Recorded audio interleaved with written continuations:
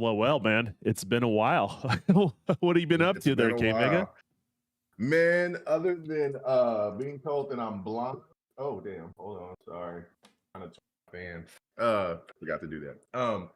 Before telling that I'm blind as a bat. No, I'm not blind as a bat, but that I'm getting old and that I need readers. Well, a prescription of glasses. Yeah, no, I mean, and then just we've been taking care of my mom. Man, that's going to Kind of affect your credibility on PC being the ultimate platform of all ultimate platforms, right there.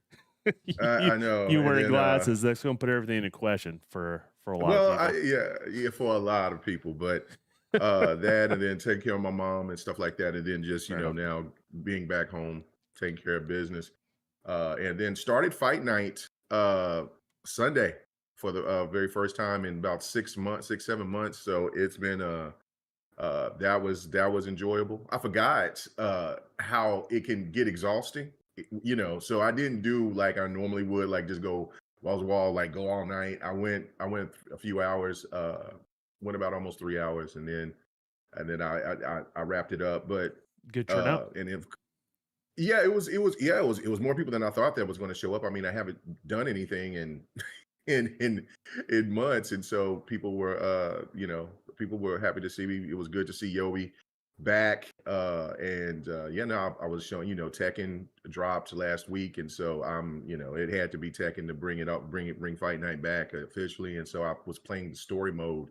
Oh my God, that beginning intro to that, like the sequence of that beginning intro was insanely epic. Oh my God, I was oohing and ahhing. It was just great to see them put a big budget behind the story mode. So of course, it's a Japanese version. It's not as um if you never followed this Tekken story, it's kind of all over the place if people are haven't followed it. But if it's because it's not as, like, I guess, well rounded as Mortal Well, I think Kombat story, fighter because I know you stories got a are chance to play kind of, it. in general, all over the Well, Mortal place. Kombat But is much more grounded because even if you haven't played the earlier Mortal Kombats, they kind of go back enough to let you the know kind of how but things the point is being is, placed. there's so many characters. That's the reason why they're typically all over the place, right? Mhm. Because Right. everybody's got their own story or arc. Everyone's got to have their story be told.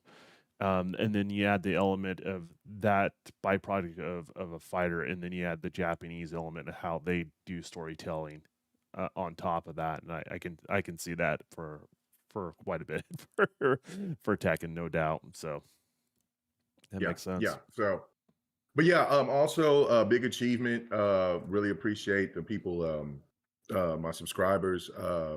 We got over 5,000 uh, Saturday, and I Oh, really so you appreciate it. tipped Thank over you. the 5 scale? Yeah, Nice. yeah, finally, yeah, did it. Really do appreciate you guys for the support, and then just that pouring support for the 300th episode, man. Like, I mean, not only just the panel, but just man, the man, that was just nuts for the support that people were giving with super chats and stuff like that for hitting the 300th episode. Like that, it made me cry. It was that dramatic. It was crazy. Just all the nice things people were saying. People stopped by in the chat from the previous crew from GRG and stuff like that. It was just, yeah, man. It was something special. It was something special now. And then lastly, what I'm saying, sad news. It's great news, but it's sad news. Like Dark Optimus, he's bowing out of the podcast situation because he's got his job, and so he won't no longer be on GRG. Maybe if his schedule changes, but right now, like he said, he wanted to focus on work, and so that might mean that he might not do podcasting anymore. So we'll miss Dark, you know what I'm saying? We'll definitely see him in the background or whatever, but man, this was Yeah, that makes great deal sense. for him.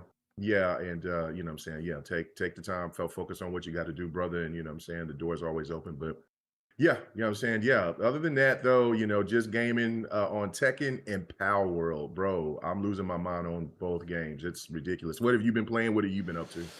I've just been trying to mix it up. I've been right now. I've been going through the Assassin's Creed Mirage. I'm playing through it, and then I realized there's a gameplay mechanic I totally missed. On the I've played maybe like 9 hours, and I guess there's this like I guess literally a mirage mechanic where you it's almost kind of like how Splinter Cell, like one of the Splinter Cell is, where you link up a bunch of different targets and hit the button, Oh, oh and it yeah. would do a Oh whole bunch of yeah. attacks. I didn't realize that Uh, was a mechanic in it, so oh it, wow. it just something showed up on my short feed because I dropped a couple shorts myself on this channel, and next thing I know, I'm like, what the hell is this guy doing? I'm like, oh, wait. Oh, well, I think I seen that in the menu. I have to take a look and see how you're supposed to actually do that move. But no, I mean, I people say it's a smaller game and definitely smaller square footage wise. You know, once you kind of discover all the points, yeah, it is smaller. But it's not. It's dense. It's like there's a lot within that world, and you can easily, if you're just the type of person, if you wanted to do all the different stuff, all the different side stuff, and the main mission stuff, I mean, you can easily sink 20 hours into it. In regards to no doubt. So Yeah. No, I've seen you stream it. And like I was enjoying it when I was playing it. And then I jumped on Prince of Persia, was enjoying that. And then of course the sensation of Power World just jumped on. It just caught me. And I didn't a know. I lot of don't know. people, Have you even a lot of have you people have you tried got it? hooked by Power.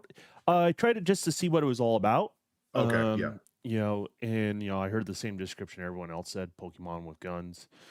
Hmm. And then soon as someone said that was in Game Pass, I'm like, I'll give it a shot. And I'm like, oh, this is like every game mechanic I hate in a game. See, Yeah, yes. but I Yes. did try it too enough to try to understand what the appeal was. I'm like, okay, I get it. I get why people are into this sort of thing. Not my cup of tea. Yeah. You know, Okay. because I figured. my biggest pet peeve is when I'm not into something and I don't understand why other people are into something. Right? Like that's kind of my job to understand why people are drawn to certain mechanics and why people enjoy certain types of games. And I get why. I get why it is. And it's a lot more streamlined. A lot of my complaints about with crafting games, it's a really streamlined of what you do. Like you collect this thing, and you make this thing. Does that make sense? It's not like Yeah. you're wandering around trying to figure it out. Like, you know, it's just lost within a menu and a menu and a menu. It's a lot more streamlined in how they do it. So I understand the appeal. I mean, then again, it's weird. I'm not a Pokemon guy, and I hate crafting games. So like this See, has everything I don't want to play in it. But it's been awesome watching people get excited about it. Like just because it's not my game, to see people that are be excited about a game, and it's this natural thing where it's like it's not like peer pressure or you know someone trying to you have to play this game. It's more of like what the hell is this, and everyone's talking about it and people are enjoying it. It just definitely it's definitely built for that Pokemon generation of gamer too. Like if you really think about it, with the crafting elements, you taking you know like you know Pokemon was like 8 years prior to my my time, right?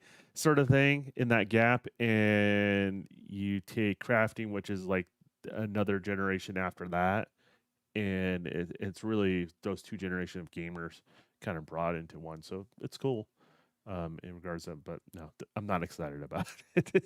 yeah, see, I that's that I feel you 100% because when I first got into it, I was like, oh my God, this reminds me of Ark more than playing Yeah, any Pokemon game. And I'm like, nah, man, the crafting stuff.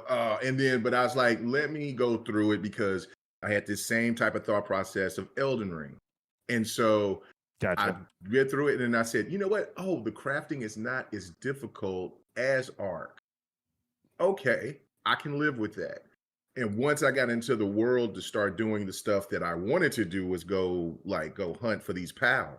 I was like, okay, and then it just I don't know, and then it just all of a sudden snowballed, and I found myself playing all night. And then the crafting thing got more it got a lot more easy. It got fun. The combat got fun. Me trying to build up my character and trying to build up these pals and then set up a base and do all these other things. It and it's a huge to for a game to be in preview. It is massive. It's a massive game. But yeah, no, I've just been It lost doesn't feel into like it, a man. preview game, Crazy. does it? No, it doesn't. I mean, there's some things that you know that you could that can the quality of life things that definitely needs to be implemented in the game. But I mean, they just did an update yesterday, and it's already greatly improved. And I'm just like, wow, like yeah. But it doesn't really feel like a preview game. It's not as broken or as bad as what PUBG was when it was in preview when it came to Xbox. So It's that's a testament. it still plays better than PUBG now. What are you talking about? Let's just be real about Uh, that. yeah, okay. Yeah, but no, Mhm. it's cool. It's cool to see someone come out of nowhere and challenge the norms and coming out with their own thing that resonates with gamers. I mean, that's something that always should be celebrated, even if it's not your cup of tea. And I'm glad you're getting into it. Like that's cool. There's no doubt Yeah, about it, yeah, man. no. Yeah, no, we'll definitely talk about it a little bit. Just for the tie-in of it, but a little bit later. But there's just so much that we got to catch up on. I mean, I'll spare you on asking you about the Xbox Direct because, well, I guess I can't ask you that like just quickly. Just see what But games caught your attention. I don't know if you caught it, yeah, but three the out of the Xbox five Direct, games yeah, caught my attention. yeah. Right. What games were those? Yeah, So Indiana Jones, I'm interested in that okay. obviously. Mhm. I yeah, I'm gonna sound like I didn't watch it because I can't remember everything. I was already on board with Hellblade. You know me. Okay. Right, I right, talked right, about the right. original Hellblade when it Yes, you was did. coming to Well, PlayStation.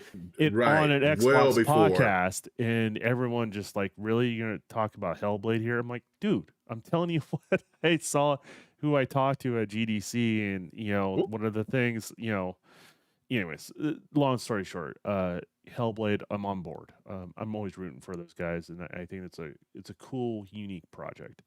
And then what was the other one? Who was the RPG one? It had that funky dialogue, but I was kind of interested in it. And I forgot what it was. It had that guy that with the scaly skin on it. You know what I'm talking about? uh, the Avowed. Avowed. Yes, I'm more Yeah, curious about Avowed. Avowed. That's the way I Okay, look at it. So, right. I was kind of like, yeah, and now I'm like, maybe let's see where this goes. You know what I mean? Mhm. And so more, I'm excited to see what a Valve comes. Everything else was kind of like not my cup of tea. And you know me, you know, Right. with a lot of these acquisitions, some of them were ones I'm excited about, and some of them I wasn't.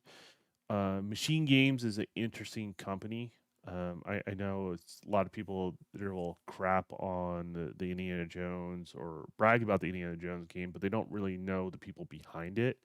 And Machine Games, like all the games I played that they've been involved in, are really good. And you go back and watch the Indiana Jones thing. What was really interesting is the whip mechanics had different attributes depending on where the whip hit the person. I don't know if you caught that when you look back at it. So if it hit a hand, they would drop something. Yeah.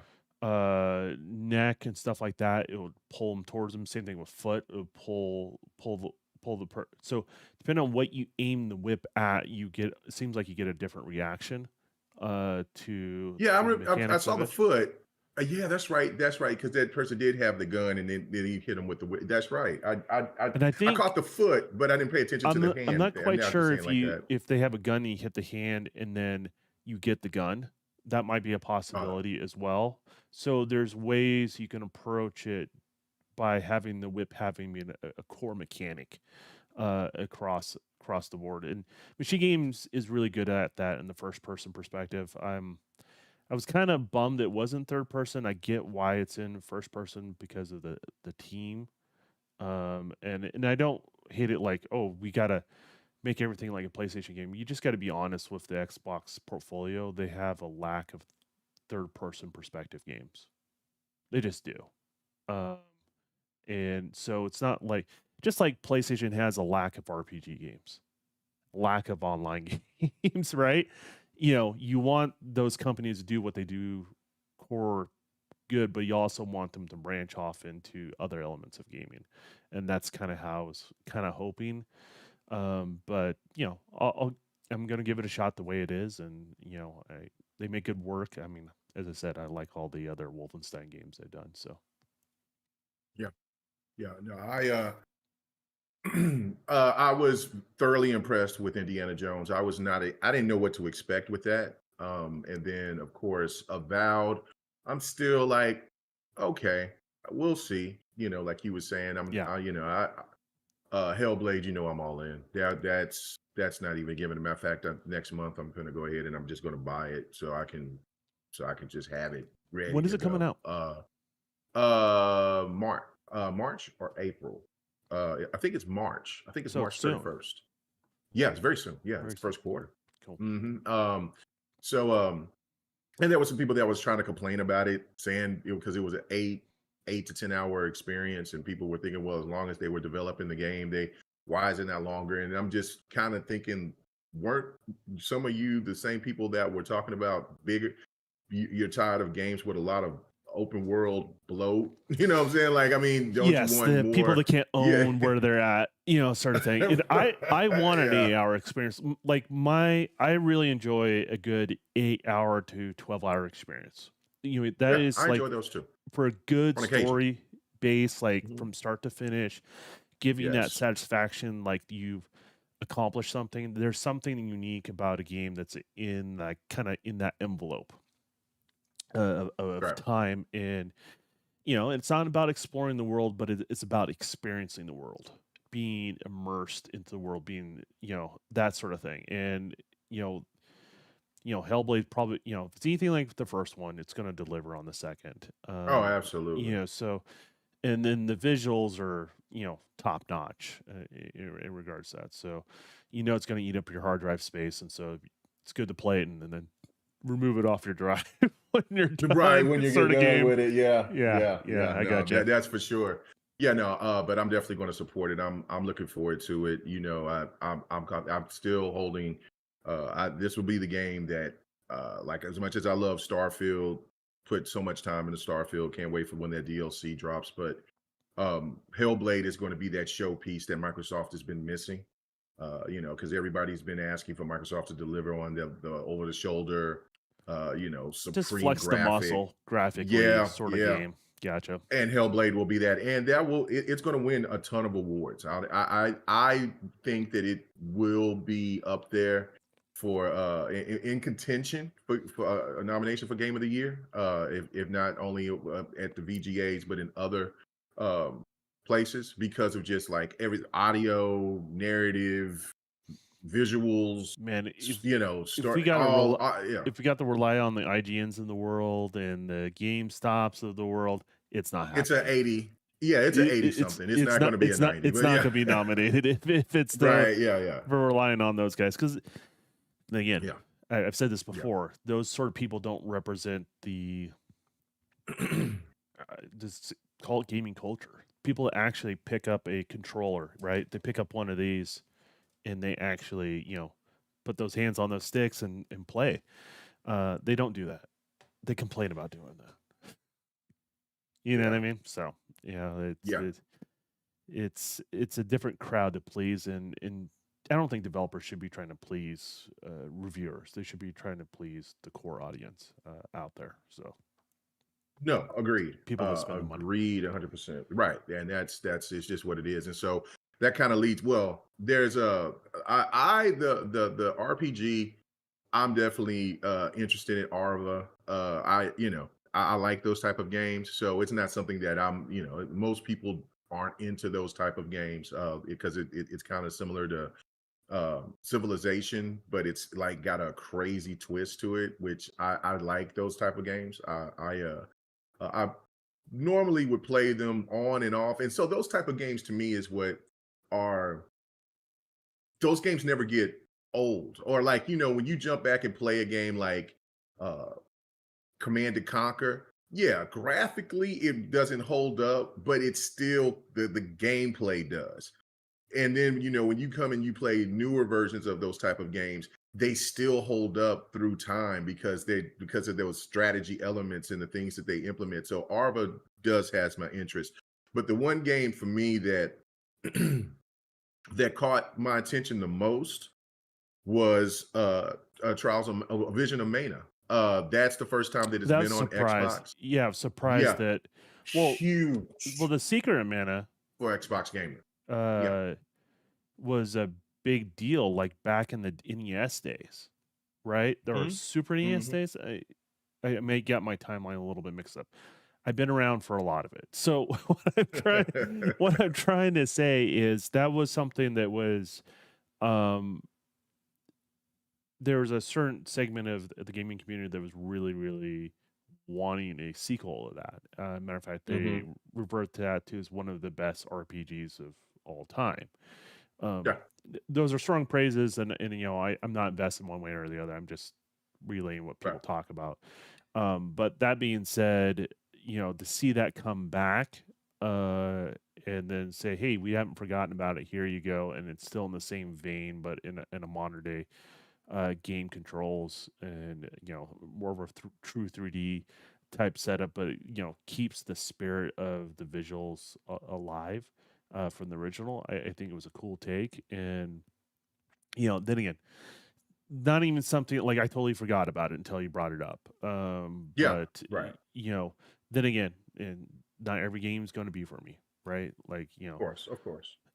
like I grew up in the generation where, you watch, action movies and you shoot things and, guys were allowed to have muscles and you know what I mean? Like, Yeah. I grew up in that generation and, that grittiness, that visceralness, like I'm attracted to games that are like that. And, it doesn't mean I can't play like a lighthearted cartoony game, but Right. it's not something that that catches my attention as much, I guess is what I'm trying to say. So Right. Yeah. I totally get it. I think for me, it's one of those things where it's I, Xbox gamers has been asking for this stuff to happen, and it's happening. And so therefore, come on, show and prove. Now, of course, it's going to be in Game Pass, which is a win. But I want those that has been demanding that Xbox bring these Japanese games over, which they have been really, really kicking ass in that department here for the last 2 years for real. It's been great this generation for what they've been doing, what they've accomplished. it's night and day from Support it. last generation, right? Oh, it is yes, a huge difference. So yeah, so that's go support the game. If you're one of those people that was adamant about, like, if they started bringing these games over, things like that, and then don't, I've said this way back that Final Fantasy 16 will be coming to remake will be coming to Xbox. It still will. It now Phil Spencer didn't get up on stage and get hugged up by those people. He gave them the bag. He worked out some things. They see now that those games aren't selling um, like they once were when they were third party. So the exclusive era of those games, I think that they're about to come to an end, and that game is going to be coming. But yeah, and I know that's the big one. But for this Yeah. one to come, just like Noonie Cooney, with Noonie, Is I hate that to say it really a that way. game? Yeah, absolutely, that's a I game. thought it was It's a part that one you and a were just two. trying to become a meme. Like, No, is that really a game? yeah, Oh, okay. yeah. Well, it's Noonie.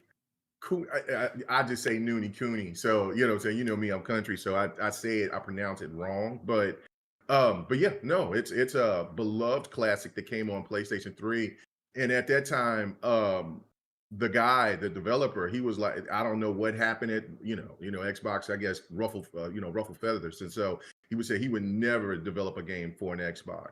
And he didn't for a very long time. And then all of a sudden to see the first game and the second game come to Xbox, and they're both in Game Pass still. Of course I had to buy them. You know what I'm saying? So yeah, no, that says something. So now to get this from Square Enix, yeah, Microsoft is doing big things right now, in on all facets. So therefore, I think that was a really big step in the right direction for me. But yeah, no, I enjoyed the show. I enjoyed everything that they showed for me because even Avowed, like I said, that's kind of been no, I don't know.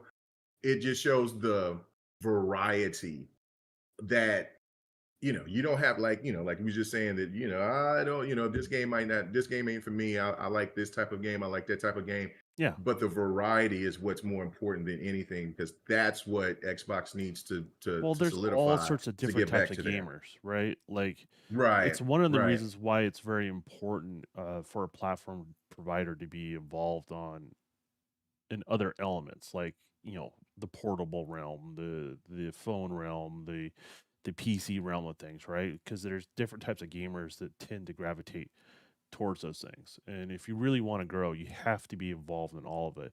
And they all feed into one another, right? Like there's this like idea of a zero sum game with that sort of stuff. And there's also this idea of a zero sum game when you have certain types of games on a platform, right? Like you want all the different types of games. You want to bring as many people to the party as much as possible. And it doesn't matter if like I always illustrate like it doesn't matter if I'm not into something. That's going to contribute to their success. They're a platform provider. They don't cater to Don's game library. I just happen to be a part of that library, right. right?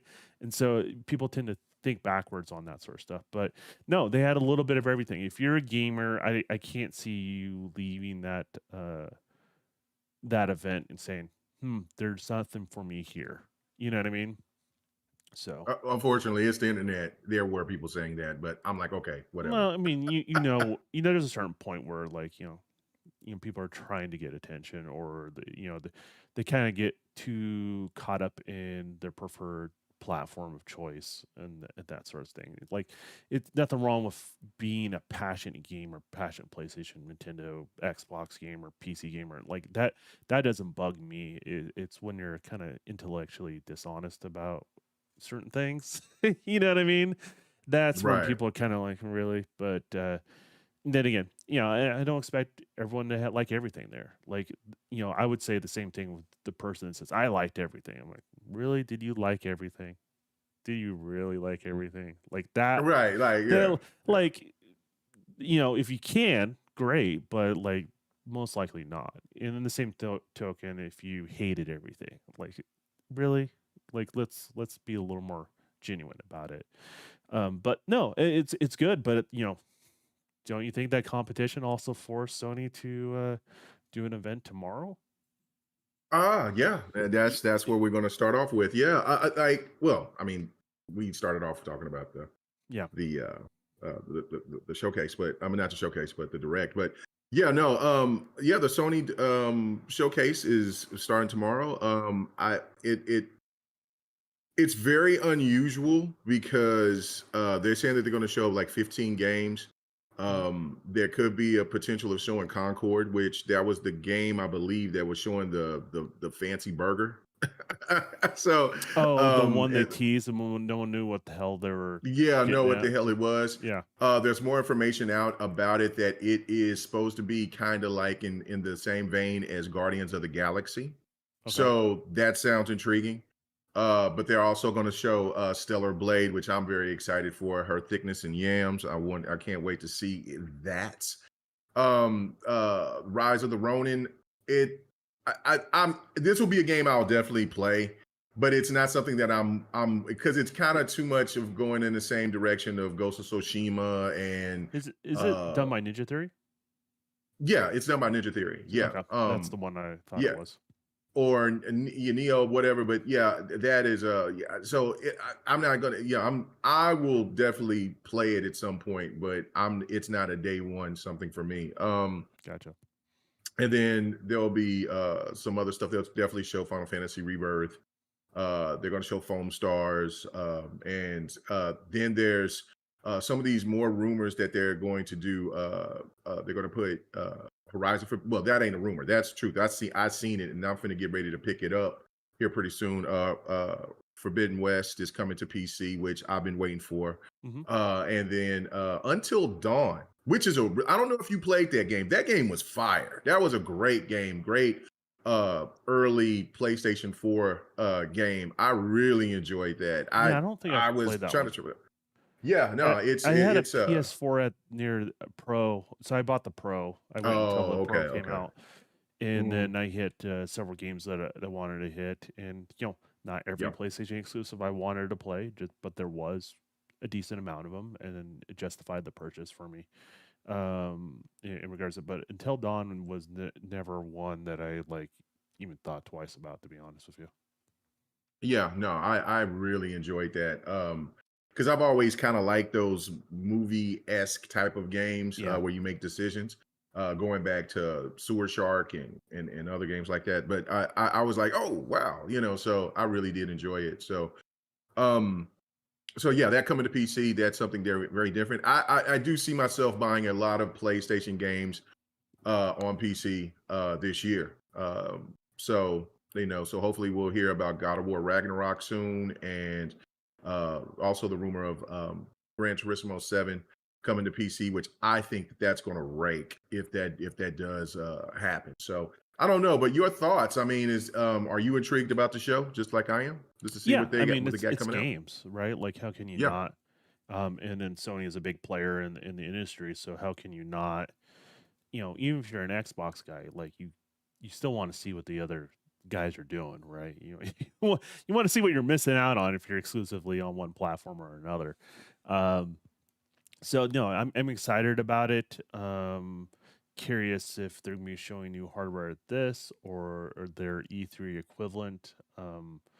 Because there is a developer facing portion of this, which is getting a lot of third party on board. And then there's the consumer facing part of it, like when they actually have stuff for it and when it's going to go on sale, how much it's going to cost.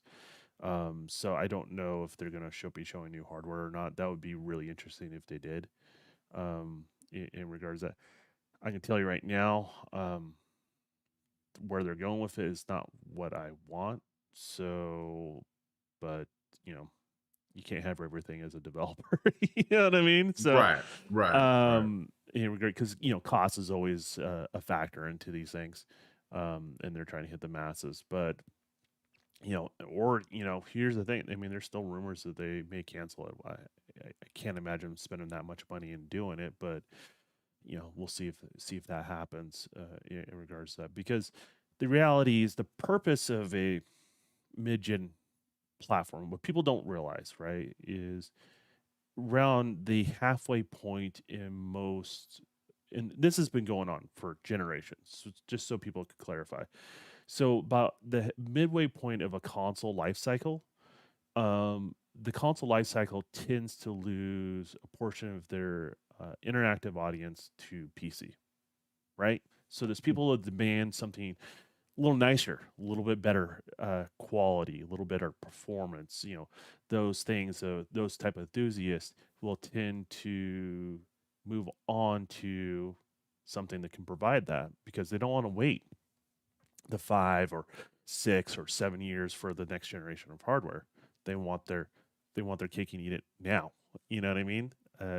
In regards to that, so mid-gen console hardware really what it does is it stifles people going over to that platform.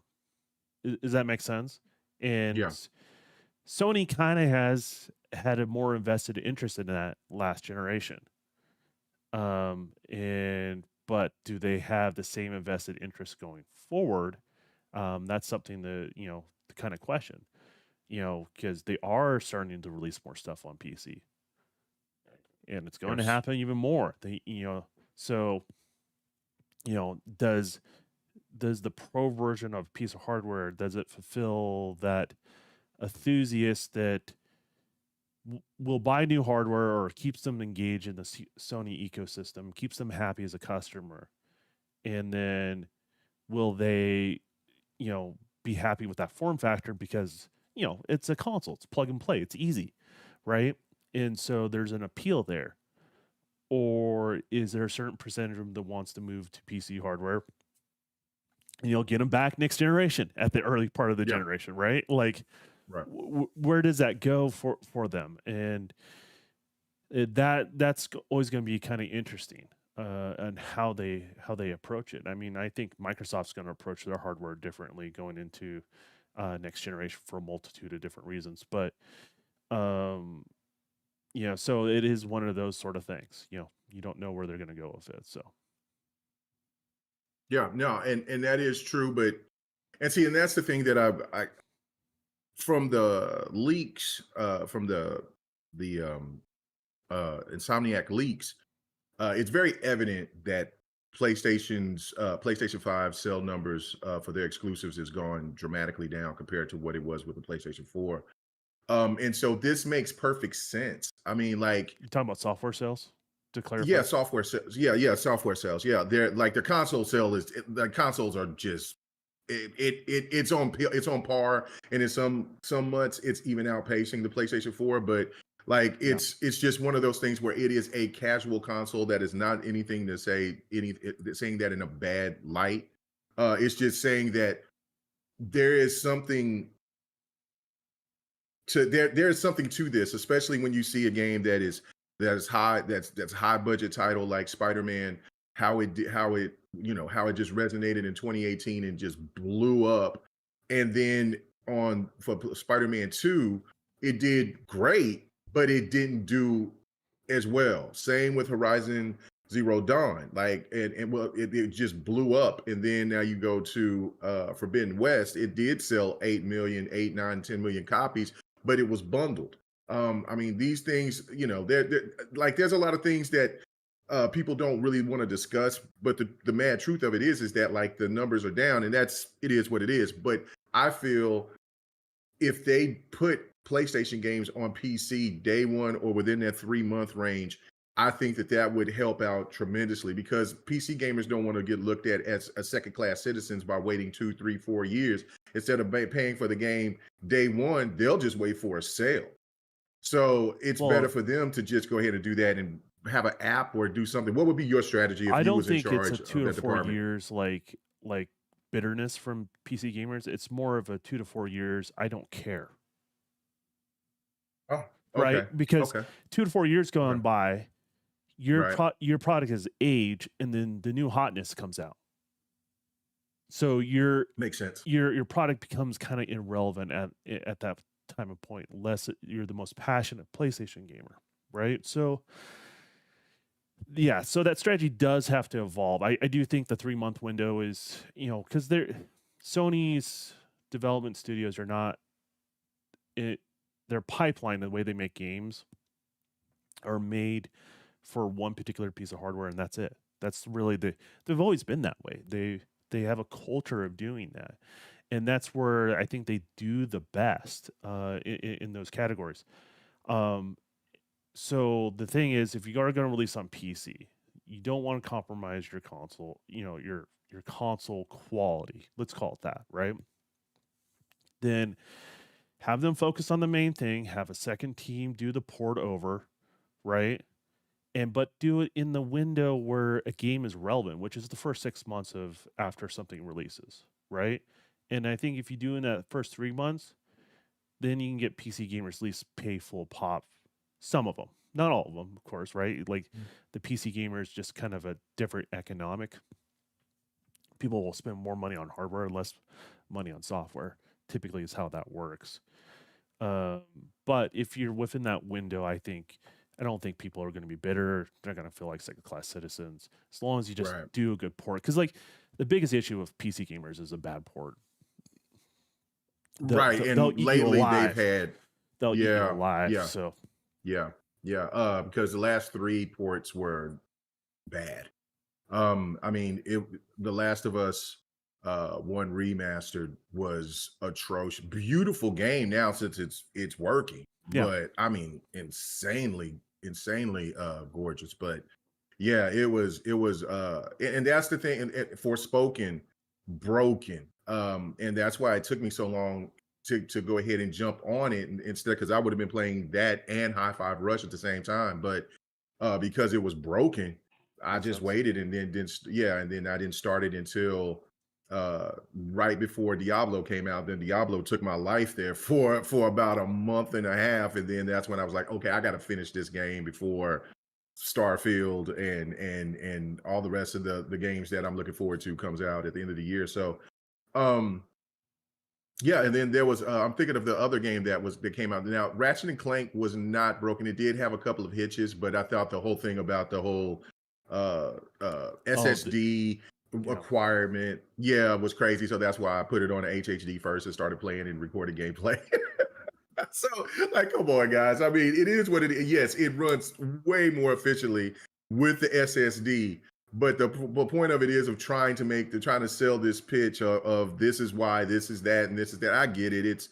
It's marketing, but come on, man. But yeah, but Ratchet and Clank, it had its little issues, but it still played, which looks phenomenal. Really, really fun game as well. So no, I just found myself being more interested in playing PlayStation games on my PC going forward. And I'm willing to pay if they did charge the $70, I'm willing to do that if it's the game that I want.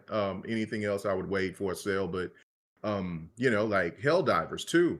I'm interested in it. So I went ahead and I got it. I got it Yeah. for a good price. And so I'm on it. I'm on it. So yeah, no, I'm looking forward to this because, like I said, there's some games that I'm really looking forward to. Now, the other crazy thing about this as well is that the majority of the games that's going to be shown at this is going to be more of a like they're not first party titles except for Concord, but I believe Concord is going to be a multi-plat.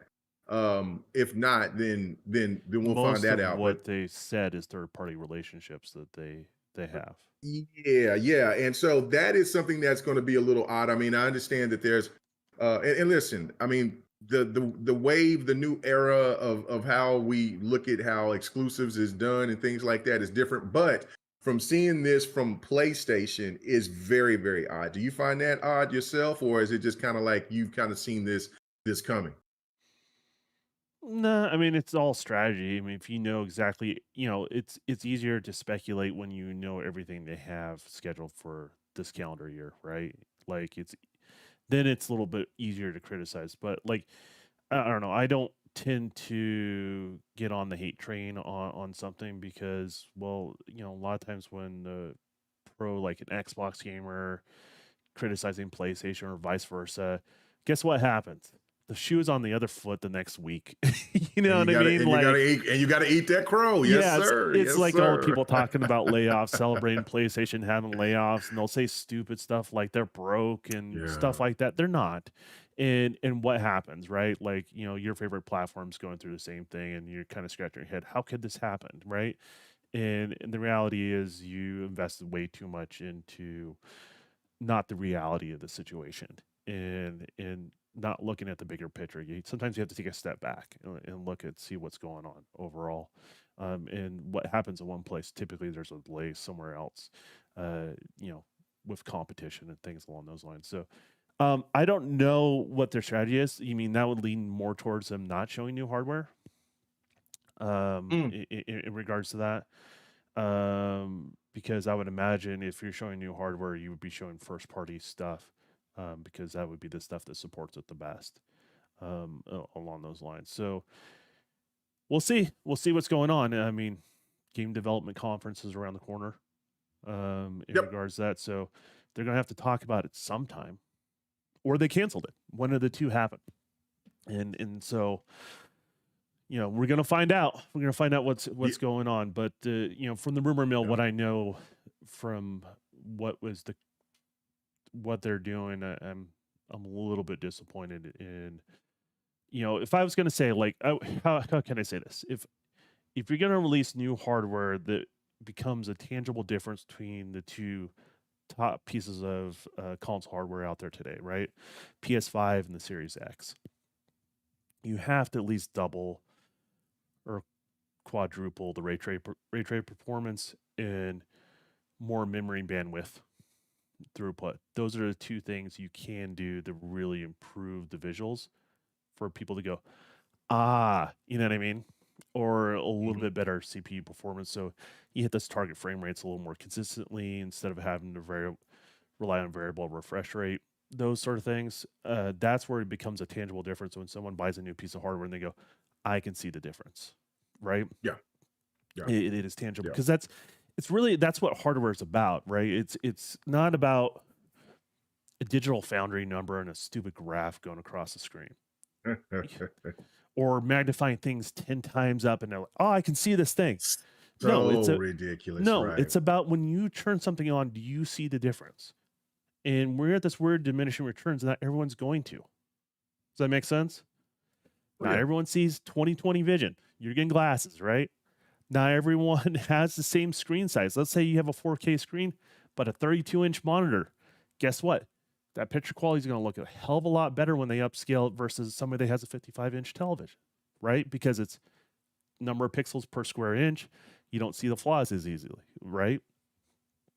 So a lot of it just depends on what people choose to do, what the hardware is, and all that sort of stuff. So we'll see what happens in regards to that. So the incentive is to get people to stay away from the leaving the PlayStation ecosystem. But if they're doing more and more PC, you know maybe they're seeing the bigger picture now. Maybe they are. So right. we'll see what happens. So Well, that's what it is. This is where this has evolved from the console wars to the and it started back last gen, yeah, but to the ecosystem wars. And so that's what's the the the future. It's already kind of already started, but this is definitely what's going forward. Like I've said this, and I'm going to continue to keep saying this: is that the hardware is capped.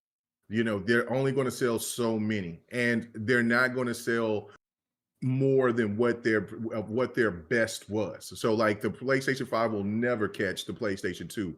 I understand the PlayStation 2 was selling consoles for I don't know how many years, but the fact of it is that PlayStation 4s would still be selling if, like the PlayStation 2 did, if but it's just not like that. And then the cycles are not as long.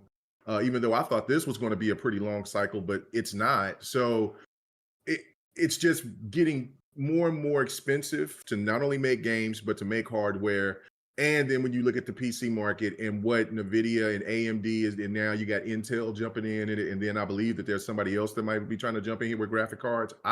It's they're getting stupid with how powerful that those technologies has become. So and if anybody that wants, like, I wouldn't mind a console that's on the scale of a 4090, but I would have to pay for it. You know what I mean? And yeah, it I comes mean, at it a would cost be for substantial. it's going to come Right, at a cost right, to right. everybody, right? Yeah, The it would partners, be a Microsoft, and yeah. the gamer. Yeah, I gotcha. Yeah, it would. I would like to, that I would like a PlayStation 6 or a Xbox, whatever the next Xbox is going to be on the same level as a 4080 or 4090. But yeah, that's going to cost you a good penny, Jack. So it's not we have to be realistic, and so therefore consoles are always going to be kind of behind the curve. So therefore that kind of also puts that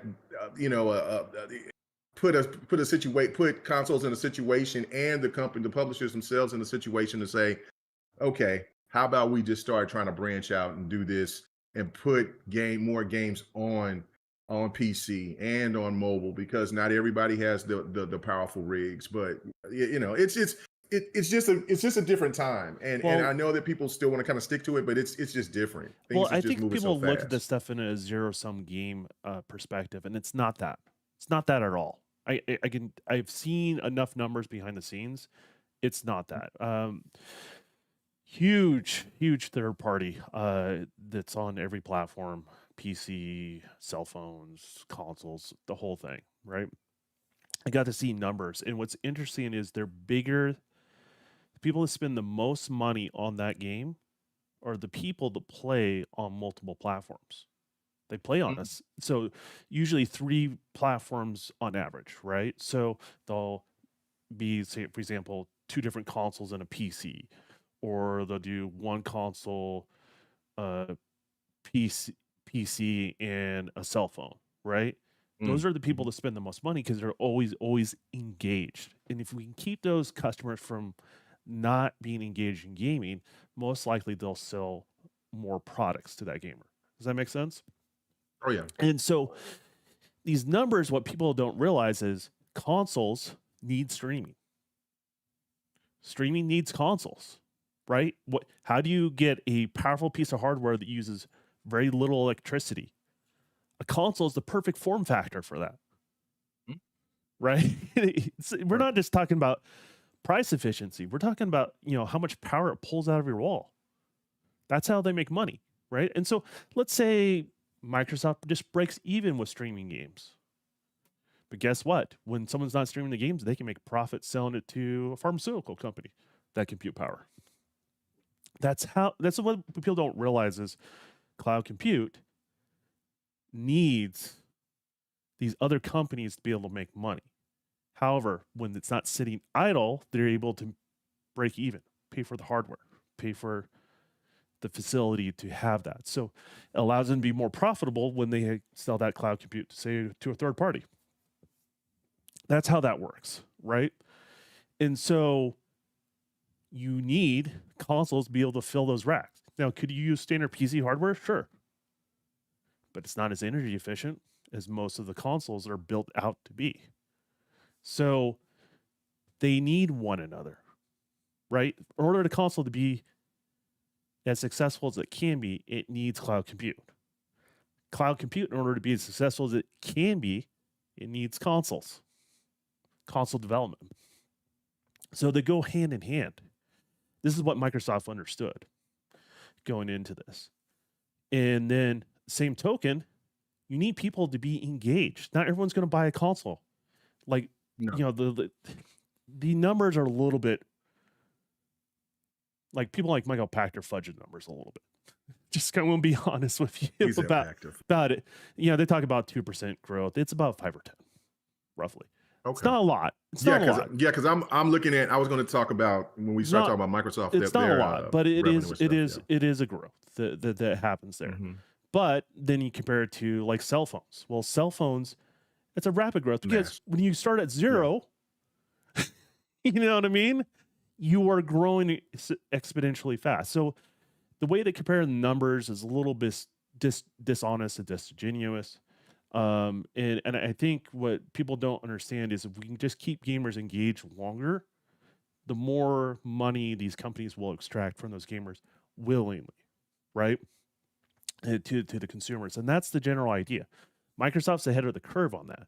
Sony's playing catch up and they're trying to like go, oh, gamers can spend money in other places, and that's what they're catching up to. So I don't exactly know what their long-term strategy is. I think they're debating a lot of how they want to approach it. But it's going to evolve soon, and it's going to evolve this generation for Sony, no doubt. Oh yeah. Yeah. No. It has to.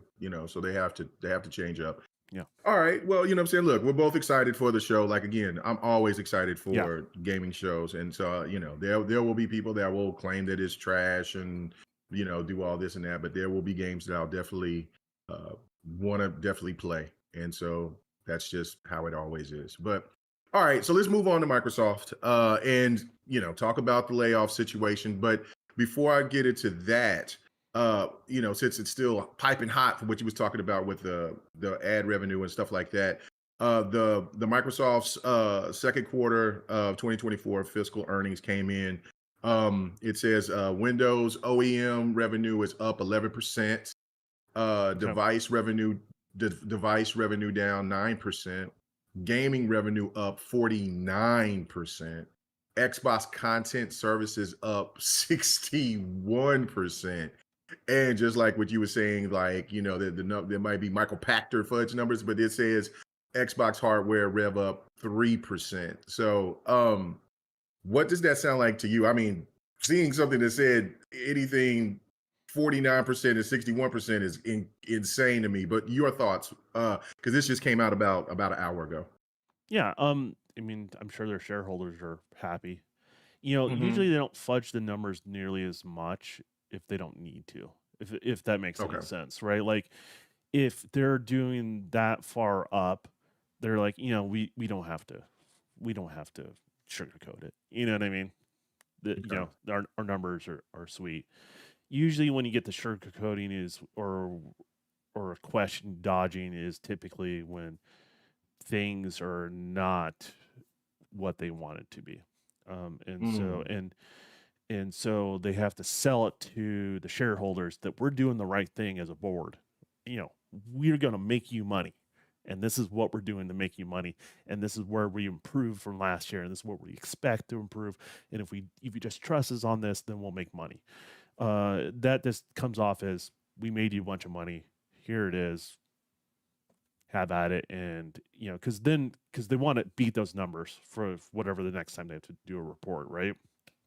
So you don't want to ever super inflate those or phrase those in a weird thing if you're doing positively, because then what happens is, let's say you do even better, but it seems like you didn't do as well in the following report you have to do.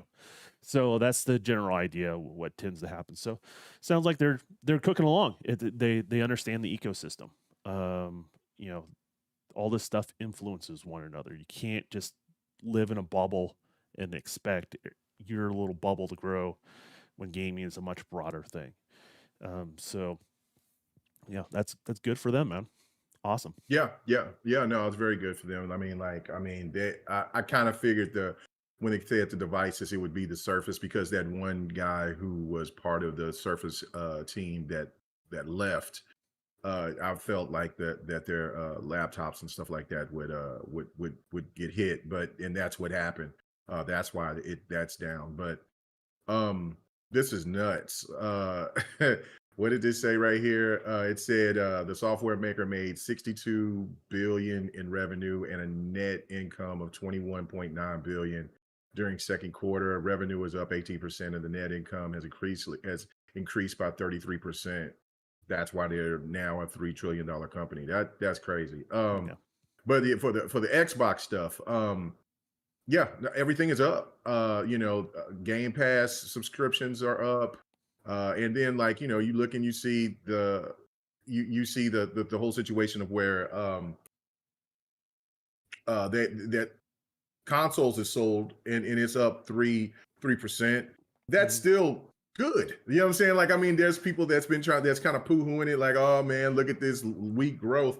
But it's just a different thing, a situation for Xbox, regardless. Growth is growth. Mhm. You know what I'm saying? So it should be looked at as a positive, but of course there's always people that's going to be doom and gloomers about any and everything. Well, and But yeah, to no, be it's great. clear, they're not selling as much as Sony is on the hardware front, No, in no. regards to that. However, but you see how they're up and how the profitability is all up, right? So Yes, you can stop the argument that just building a piece of hardware works in today's standards. It doesn't work like that. absolutely. Um, Yep.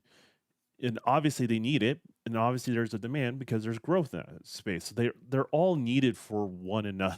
I mean, I don't know how Yes. else to be clearer that for gamers, it's not a zero sum game. It's everybody needs, they all need one another, this ecosystem. And then honestly, if you want to see real growth, imagine if Sony did the same thing. Just be clear. Oh, Imagine where yeah. Sony's numbers would be Nuts. on the software side if they did the same thing. It would be much higher, ridiculously higher.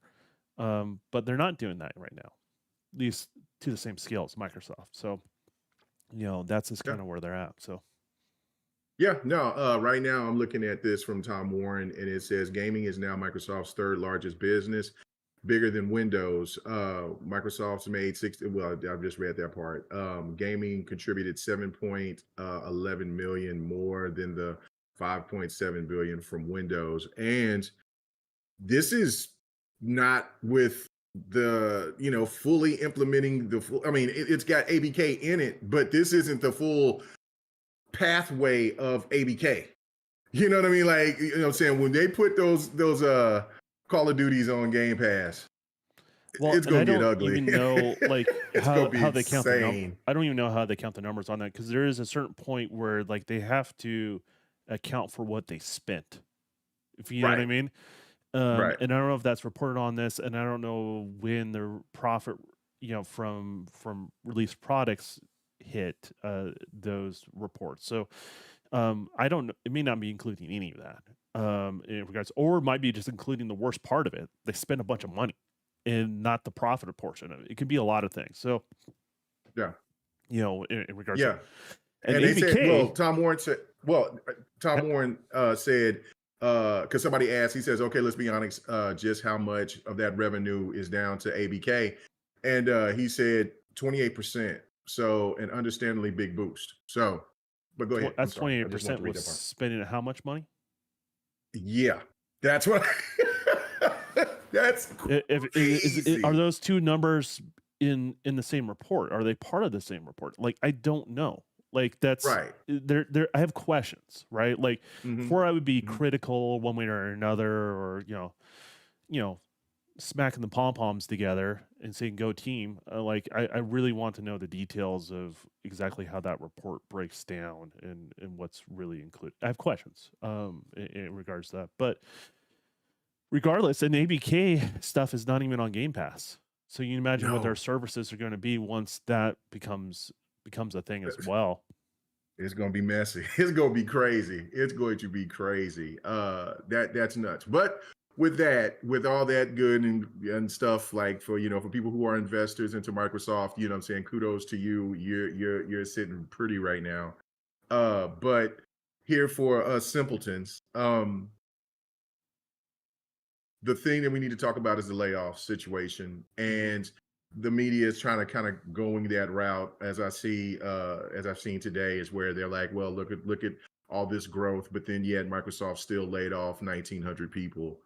Of course, nobody wants to see people get laid off. I mean, and I don't know if you knew about this or not, so I'm just going to let you cook on it and talk about it. Okay. And if you don't know about it, then I'll let you know. But your thoughts about this and the whole Mikey Barra thing getting let go. I know that there's been some speculation that Mikey Barra and Phil Spencer hasn't really been on the best of terms. That was my first hearing about that last week. But how crazy is that to you to see that many people get laid off and the whole situation that's involved? Well, there's a lot to unpack. So let's talk about the Mikey Yeah. Barra thing because I think that'll be the Okay. quickest. Yeah. I get a impression that Mikey Barra's vision and Phil Spencer's vision are diverging visions in gaming in regards to that. I don't think a lot of people may look at it as, oh, there's bad blood, and maybe there is, maybe there is, but I like to think they're professionals. They've been doing it for a long time. They've worked with a long time, and they fundamentally disagree. And they did the adult thing and saying, well, we don't agree with one another. Maybe it's best that we don't work together, right? To preserve the friendship, right? Like that, Right. that may exist there. I like to think there are adults in that sort of thing, and that's the impression I get. Mikey Barra is a little bit. I call him a little bit. He's a little bit harder on the paint, right? Like how he approaches and how he shows his passion in gaming. Um, Phil is a little bit different in how he approaches things, right? A little more tactful, a little more reserved. He has a bigger picture of what he wants to do and accomplish, and he doesn't want to mess up the big vision that he has. And he has to think on a bigger vision level, right? Because he's not thinking just Xbox as a brand now. Xbox branding is much broader than it was, and that's a vision he brought to the table. Now he's committed to that. Mikey Barra can be afforded the option to just do one thing if he wants to. I want to work for this studio or work for this publisher, and we just do our products. And so I think he likes that. I think whatever Mikey will do, we haven't seen the last of Mike. To be honest with you, Mike is Yeah. no longer. He's not like we're gonna like disappear. He will be back. In regards to that, and depending on where I'm at in a couple of years, I might hit him up. We'll see. We'll see what's going on. We'll see what's going on with Mike. But that being said, I don't think there's as much drama as people like to be out to be.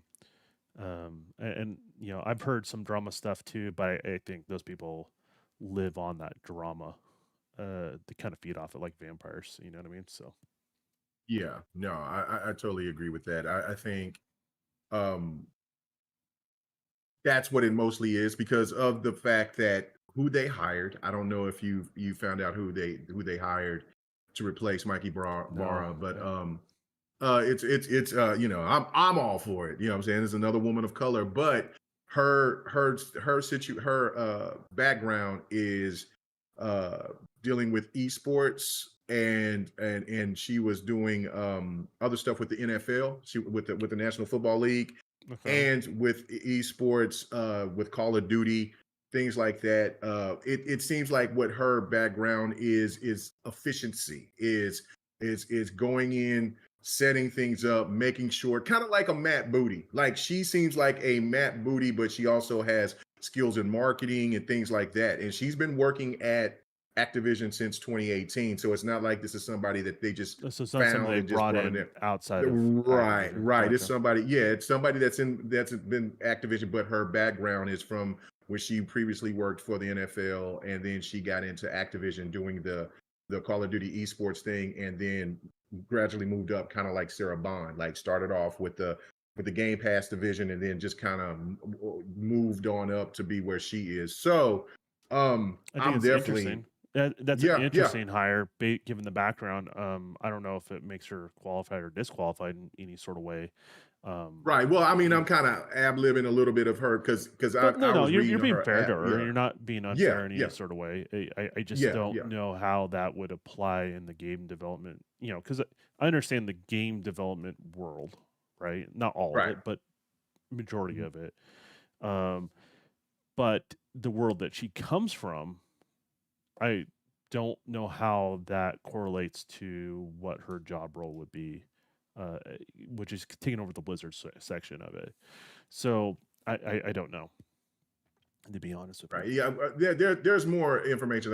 Like I said, I'm trying to go and find it right now, but to get all of her what she has, all the things that she's done, that qualifies what makes them feel that she's qualified for this position. But regardless of that, it from when they're talking about like the situation with her, how efficient she is and how she's doing it, it's the same thing with Matt Booty. Like Phil is definitely, I definitely agree with you on the fact of like Mikey Barra's thought process on how he wants to develop games and things like that is completely different from what Phil wants to do.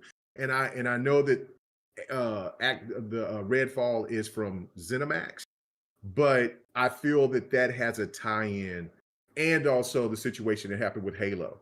I feel that Phil does not want to deal, especially how embarrassed he was about the Redfall situation. And then when you hear about the stuff that why that game got canceled, the survival game that they've been working on in Blizzard got canceled. And then Mike, I guess pretty sure that's why Mike was like, "Oh, if you're gonna cancel my game, then I'm out." You know what I'm saying? You might as well just put me on this list of people that's getting out of here. Um, but I think because they was working on that game for 6 years, it was going through multiple engines. It didn't Mm-hmm. seem like this game was close to being done, and just losing resources. And I think that just was a kind of telling tale of kind of like how Halo was going through its situations, and then how Redfall went through its situation. And I think Phil is like, no, I'm not having that shit anymore. I am we get it, we got a plan, we do it, we get it out there, we got plenty of content to and for the stuff that we know that's going to be big and things like that, it could take the time, but I'm not coming in here getting blindsided again for this game to come out and then I get embarrassed and then people got to talk to me and ask me questions and they're not asking any of you guys. So therefore, I'm out with that. And then another factor too is that, and I had no idea this was going on until I started checking into Reddit and then looking into like the Blizzard chats and stuff like that. There is a ton of Blizzard people that were excited, were absolutely ecstatic that he got fired. Um, what was some Mm. of their complaints? And also, there was a former Blizzard person who works now for in Exile, and multiple people actually. It wasn't just one, but devs that was saying that Mikey Barrow was part of the problem. Like he would grind people to the bone. There was just no, what I'm saying, it seemed like that everything was all over the place.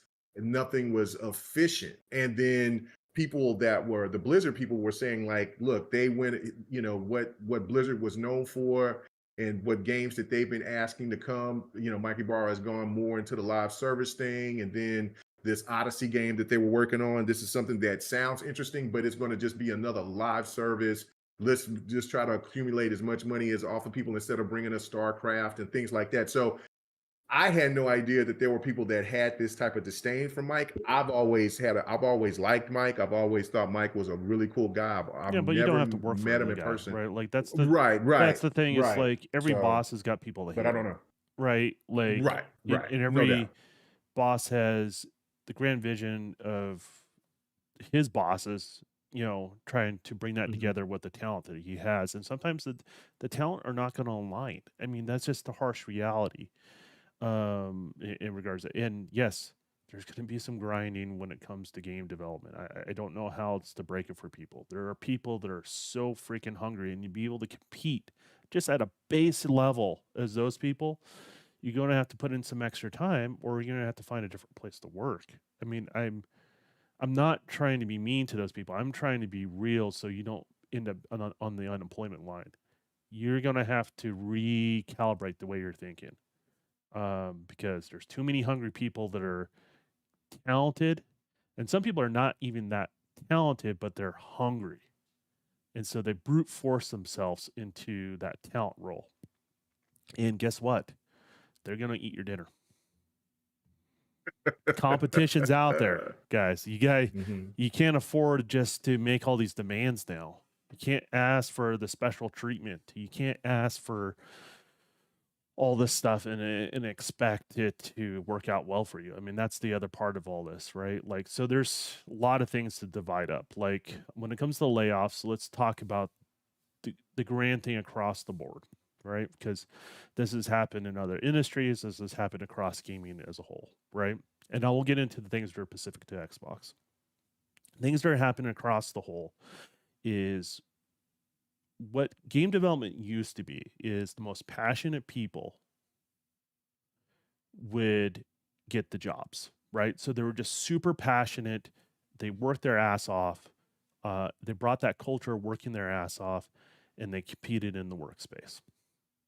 That's where a lot of people keep thinking the whole grind culture is from bosses and stuff like that. No, it's at a ground level from the core employees that come in that are just passionate about doing the product. And those are the people like on the art side of thing, like where I would go, like if you went to Academy of Arts, right? Guess what? If you just did your homework assignments and then you applied, most likely you're not going to get the job at a game development company. You had to put 3 times as much work in developing your skills, make a portfolio that was strong enough just to get an interview, right? That's what it was. Now, what you're seeing is, and the exception is like programmers, like will go to college and they would learn to program, but usually they can kind of pick up where they started and go from there and go into that environment. But now you're seeing people that are being hired straight out of college with no work experience coming into the workplace. Now that colleges are taking game development seriously, so they actually have a path for those people. Like when I went to college, there was no path for that. Like there wasn't like, hey, you want to be you want to be a 3D modeler? Didn't have that course. Matter of fact, I taught courses at a JC, like afterwards, right? Oh, Like, really? yeah. So like I've done that. But the reality is, these people are coming out of college. They have this idea that they don't have to work as hard as the people that came before them, and the people that came before them are still there.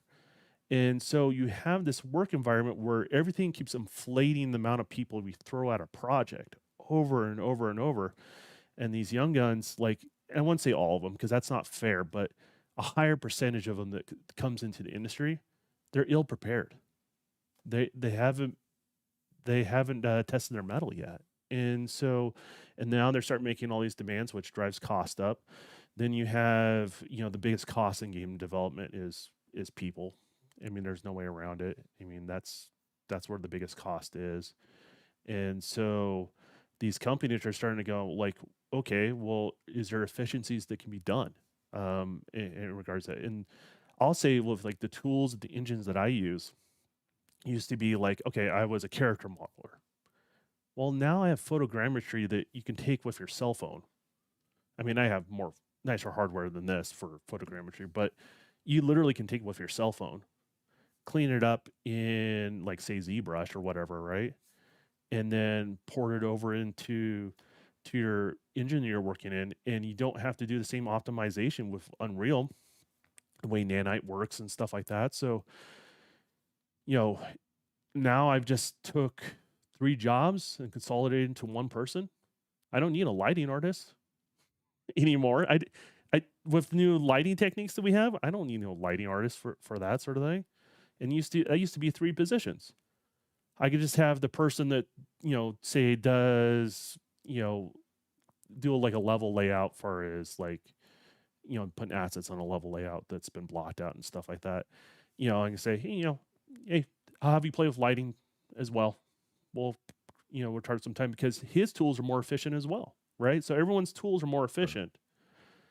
These specialty niche positions are not needed. And that's not even including AI. Like people always throwing out their arms in the air about AI. This doesn't even include AI. This is just with the tools that we have. Yeah. Where we AI is progress. such a weird situation. That's where we progressed, in the last 4 or 5 years. So you're going to start seeing these teams. You see Palworld. Palworld's small team. Yeah.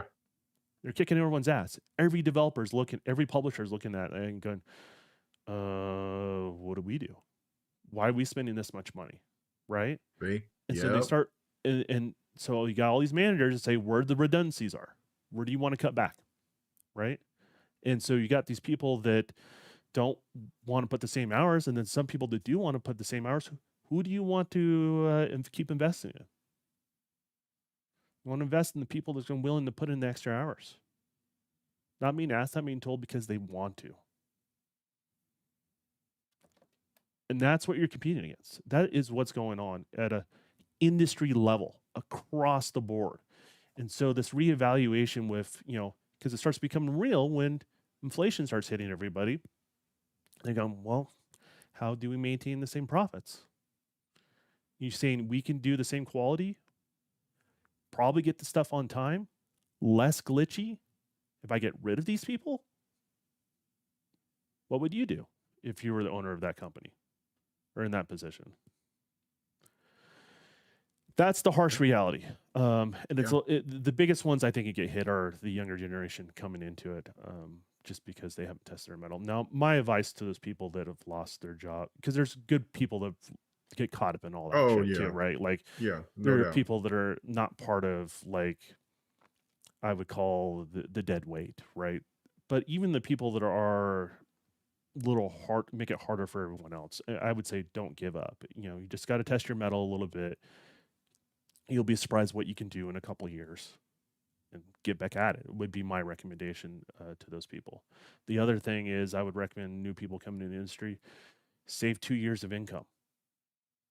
People move from company to company to company, and you're not stuck at a company if you have that disposable income on hand and you can get on projects you ultimately want to do. That's the other bit of advice I tell people. Like, don't just buy a house right away. Don't do any of that stuff. Just, don't buy your fancy car now that you're making more money than you ever thought of. Just wait. Yeah, like you give me shit about this, right? Like you're like, it's like I don't talk about what I make, but like you're why aren't you driving? Well, I got my dream car last year, right? Right. You know what I mean? And I bought a project car this year. Actually, I'll talk to you about that later. But now you're cooking over there. And then I got a couple other toys and stuff like that, right? But it's I waited like 6 years before I started doing all that sort of stuff. Right. And so, and I'm in a position now that I can work on my own project and I'm not worried about it. And I can do some freelance stuff on the side if things are getting a little tight for Christmas time or whatever it may be, and that gives me that freedom in regards to that. So from an industry-wide perspective, that's happening across the board. That's part of the layoffs that you're seeing from PlayStation, you're seeing from Xbox, you're seeing from everybody. It's not something I celebrate, but it is something, unfortunately, I think it's necessary for the industry. I think these teams are way too big for what they're producing and the quality of the level that they're producing. It's just the harsh reality. I know that's going to be a hard thing for my peers to hear.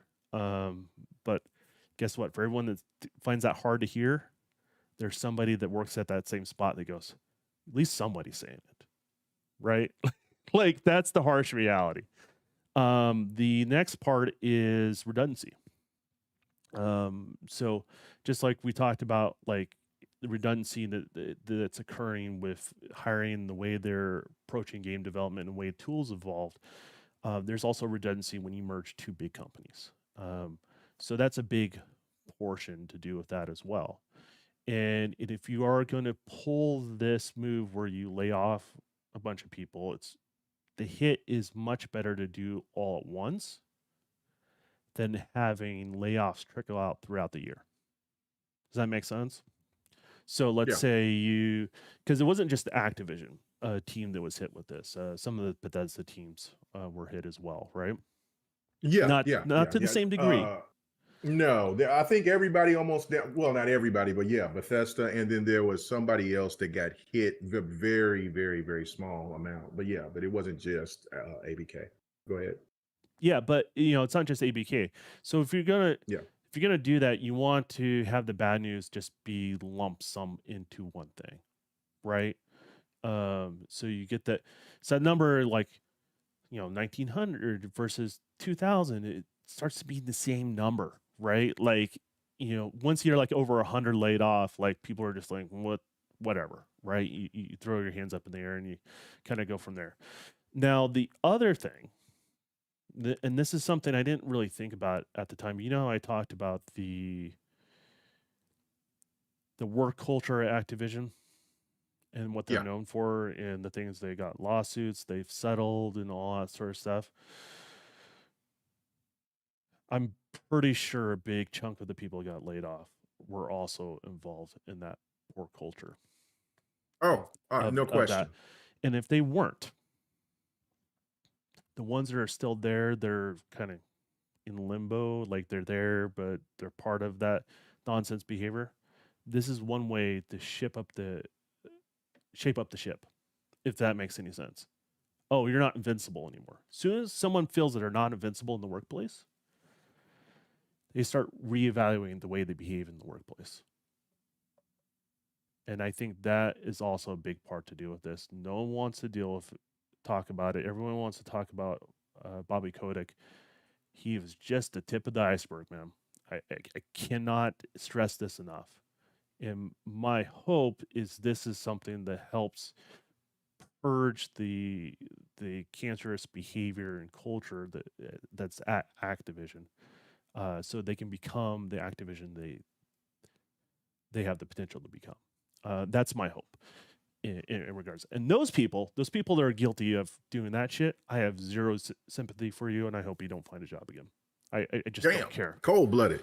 I just don't care. I don't want to work with those people. I don't want, like you just make it difficult on everybody. And this is people of all walks of life. The other thing that you're seeing a lot less is these consulting companies. And this is not talked about in the layoffs. So they're not getting as many contracts anymore, which is another good thing, because those are the people that are like, oh, we understand the culture of this. No, you don't. You don't interact with anybody that you're saying you're representing. Oh, we just, did this, so they like all this weird force agenda stuff comes from companies like that. They're pushing it onto others versus creating a more natural environment of interacting with people that are different than you. And those companies are no longer getting the same level of contracts that they once did. And so that's a good thing too, as well. That is something that's not being talked in the industry, but maybe talked about a little bit, downstream in regards to that. So it forces people to have real interactions with real people that are different than themselves. That's how you get there.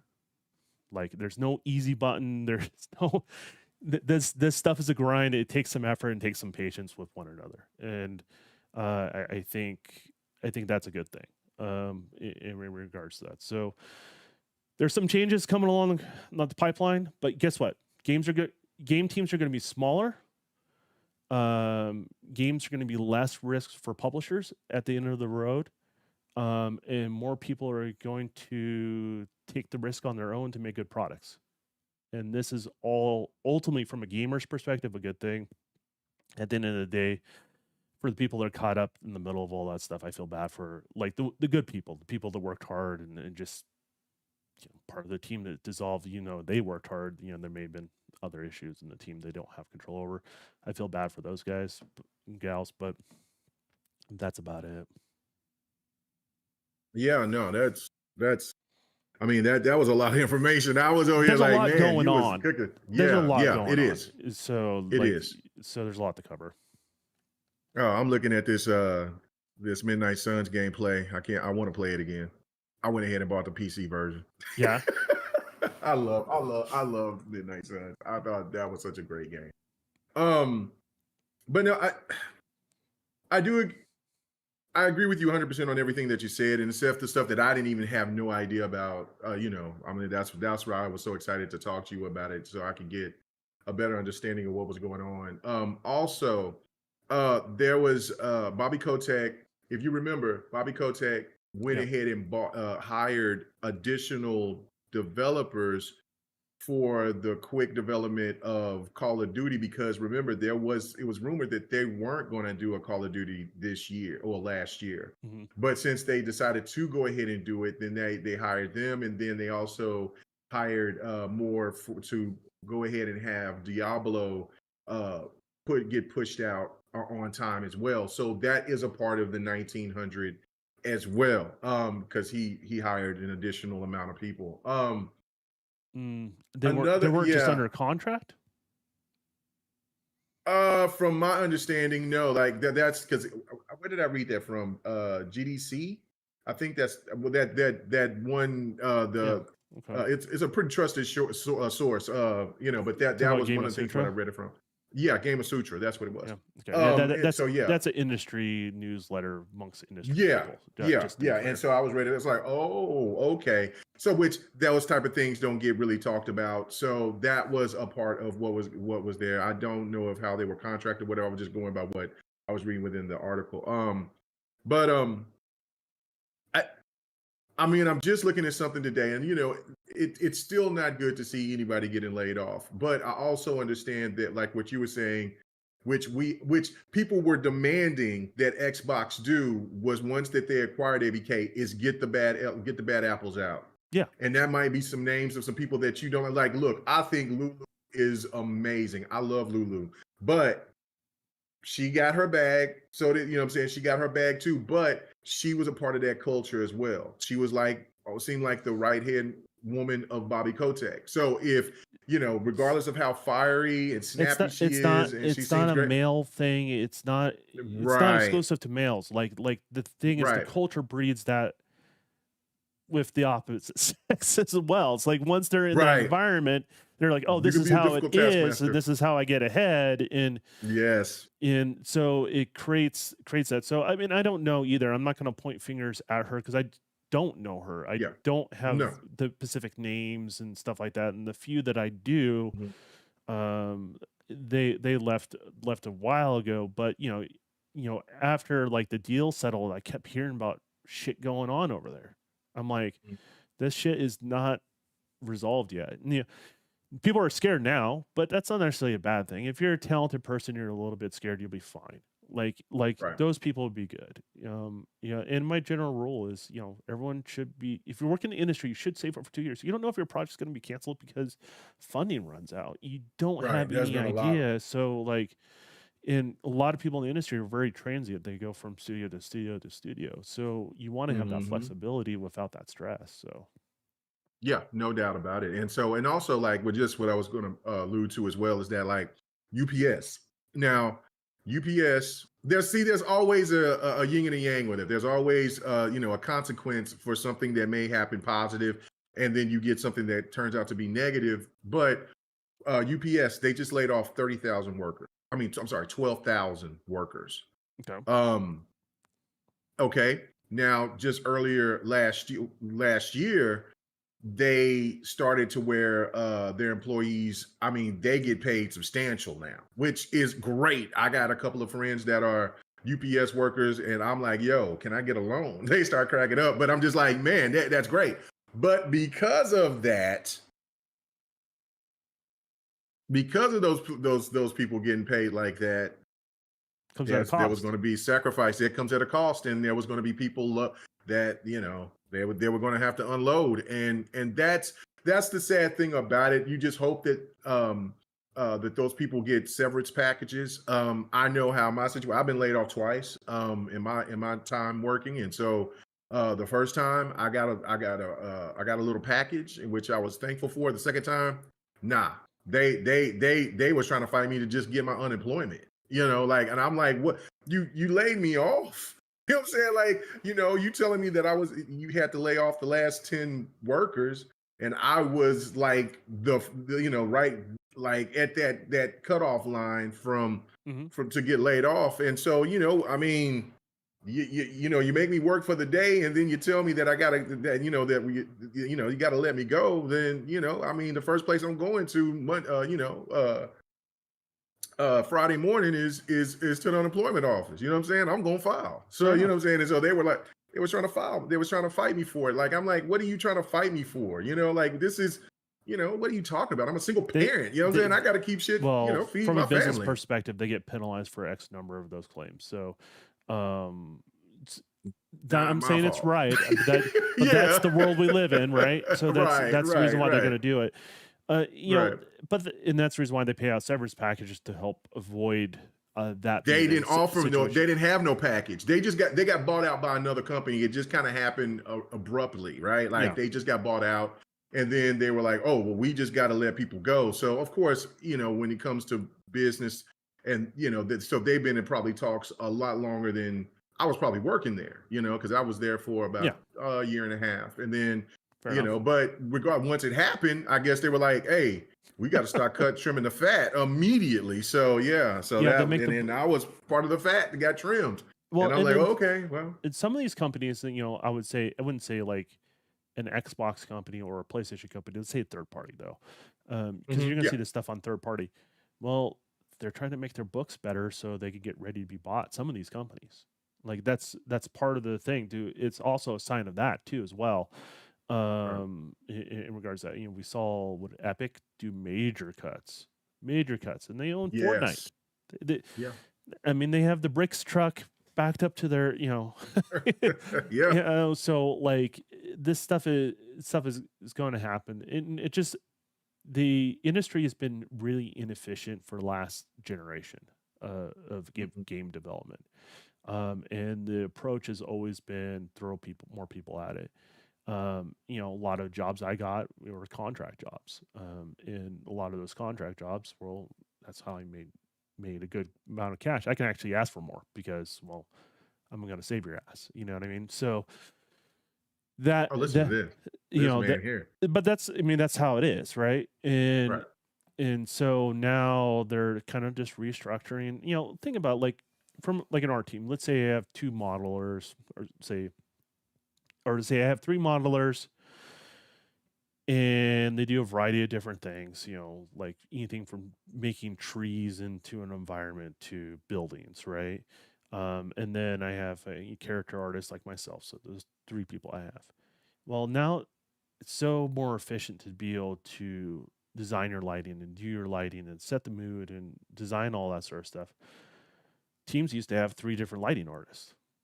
Well, I can let go all three of those lighting artists, get the same quality, if not better now. And guess what? I can give them half the salary of each one of those people to the other modelers, right? Three for three, right? Get rid of three, keep the other three, because they have more value and it takes more skill and talent to do those jobs. And now they're happy because they make way more money than they were, and the company is happy because they're spending way less money than they were, and things were getting done at the same time. And so that's what's going on happen on a mass scale. And I'm specifically like focused on the art side of things because that's primarily what I do in the industry. Um, but that's where we're at. And if you want to work in certain parts of the industry now, you're going to have to wear more than one hat. Like that's just how it's gonna. That's how the future is, and that's how it used to be. Um, like around the 360 era, going into the Mhm. just before going into the 360 era, you're an artist. You had to do a lot of things. You had to be a well-rounded person as far as talent goes. You couldn't specialize just in one thing. And then the 360 generation kind of and the PlayStation 3 generation happened, and then everyone started getting to very specific tasks in regards to that. And so tend to go a little broader on the workforce. And then what tend to happen, you're seeing now, is that shrinking back down to what it was before because the tools have gotten so much better. So the demand hasn't gone down, but the tools have caught up to make that demand more practical for smaller teams to be able to do. And, you know, end result is higher quality, less people. Um, Everyone makes more money, except for the people that are not working, of course. But yeah, you're going to see it across the board. Don't be surprised if you see it with other companies and that Oh sort no, of thing. we're already So, seeing it. Yeah, before we get off of this topic, I do have to ask you about the situation with Embracer Group. what's going on with Yeah, them? everything. I haven't They been were keeping working. up with them, to be honest with you. Oh my goodness, they the team that's made Elix, that they were in the process of working on Elix 3. Okay. That got canceled. Matter of fact, most of that staff got fired, or laid off, fired, whatever the case may be. Um, that studio, I believe it's called Piranha Bytes. That, yeah, it's done. Yep. Crystal Dynamics, Eidos are they had major layoffs as well, and they were Mm. working on Deus Ex, Well, or they're Deus also Ex, working on however. Perfect Dark. Well, yeah, I know, but the Deus Ex remaster they were working for got canceled, Mm. and they shut down. They've let go of half of that staff. So and that's just not, and that's just with them. Like damn near every Yeah. studio, if except for Gearbox, has got layoffs or people get fired. Well, either way, both, and there's been cancellations like crazy. Um, do you see any of these other publishers that's wanting to try to come out there and help some of these studios? Because it looks like it's clear that the Embracer Group is ready to take any offers to just keep themselves above float, because they are in trouble right now. They are in desperate trouble. I didn't know if you heard anything about that, but yeah, Yeah. I I mean, I don't would know. have to see their finances to weigh in on if they're in trouble or not. But, just Let me because, go ahead and look for it. just knowing how the sausage is made and how much redundancy Hmm. there's in, like it doesn't move the needle for me that like they're in trouble if they're laying people off, right? It doesn't move the needle for me that you hear about a game being canceled because I've heard about a lot of games that are canceled that doesn't even hit the main public, right? Like that's it's hard for me to hit the panic button on that sort of stuff because it happens so often. But this type of stuff that needs to happen though. In regards to it needs to happen. You're not guaranteed a job. Like y- your employment's in pencil, not ink. Like I don't know what to tell people. Like Damn. that's the reality. And so you have to prove that every time you go into work, and it can be a little heartless, it can be a little harsh, but I'm going to give people the tough love, right? Like that's because I want people to find their success eventually, right? If it's not now, it's going to be down the road. But you're going to have to put in, if you love this work, you're going to have to take the hits on the chin. You're going to have to move forward, and keep on rolling. But this stuff has got to happen. It's got to happen. Like these studios are too inflated with staff. Like I just so it doesn't surprise me that that's the case. It doesn't surprise me that stuff is canceled. It's just how that goes, and I think when the industries they've kind of I don't know how would I say the industry as we start interacting with each other more, like the gamers and the people that work in the industry, like we've done this thing where we play the industry as a whole is played on the emotion of people that are passionate about our products. Does that make sense? And I don't think it's intentional, but it's a little bit manipulative in regards to that. You know, you can be hard out like if someone lost their job. Like if you know someone that lost their job, that sucks, right? You know their family or whatever, they have kids or something like that. But um, you know, people don't know these people. I hate to tell you that. You know, you interact with them on Twitter a couple times, and you know, you don't really know them on that level, and it sucks. But you know, I think if people in the industry approach it correctly, I don't think it's a problem.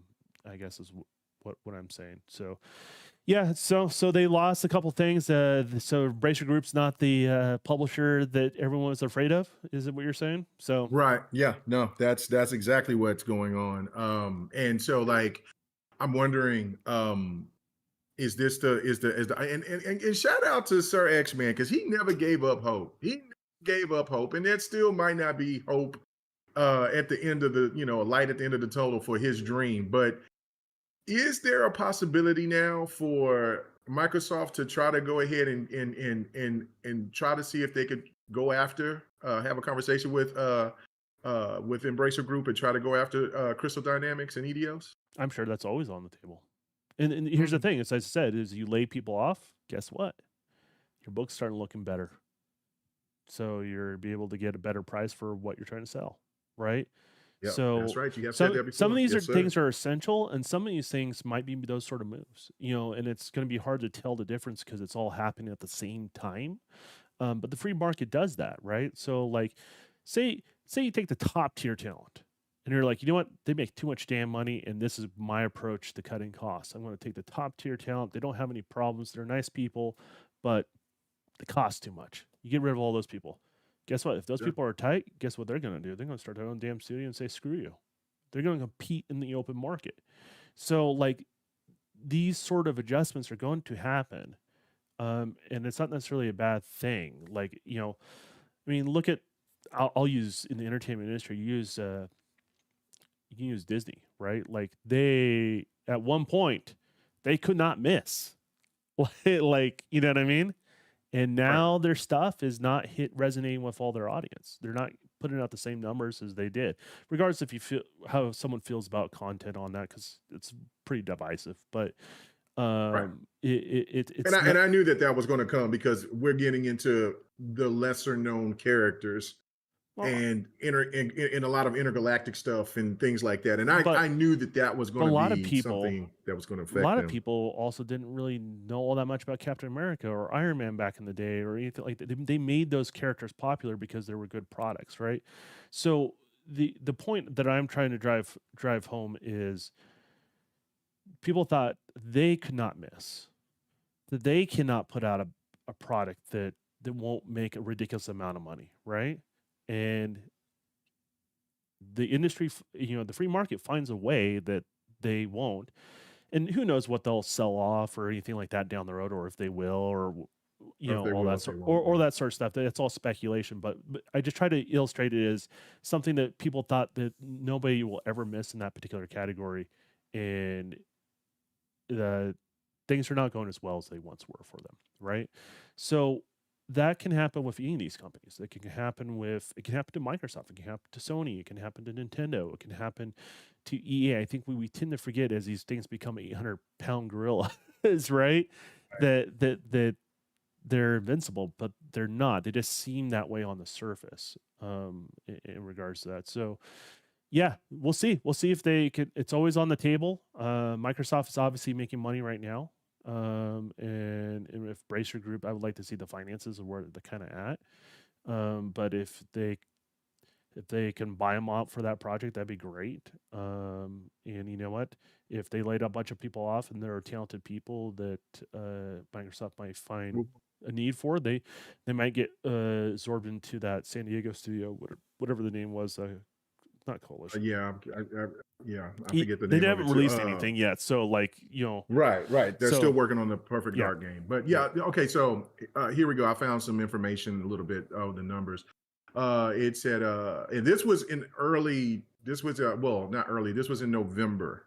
And this was before the other layoffs that they already contributed. So they're up there over uh, Microsoft's 1900. But anyway, it says right here, it says Embracer Group is said to have laid off 904 staff. This was in November.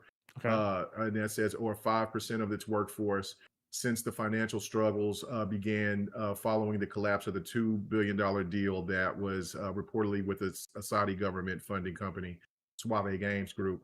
And so this right here was the first thing was the closure of Violation, the Violation studio that made the Saints Row game. Yeah, and Uh, they didn't yeah, perform well. Like regardless of no, people like the it game, it did, didn't. and and I tried to get into it. I wanted to because I mean, I did. But the thing that had me most excited about the game was the assassinations, and when it was just buggy and broken like it was, I couldn't do it. I need to go back and try to play it again because I know that they patched up a lot of stuff. It's still buggy. Um, No, it's funny.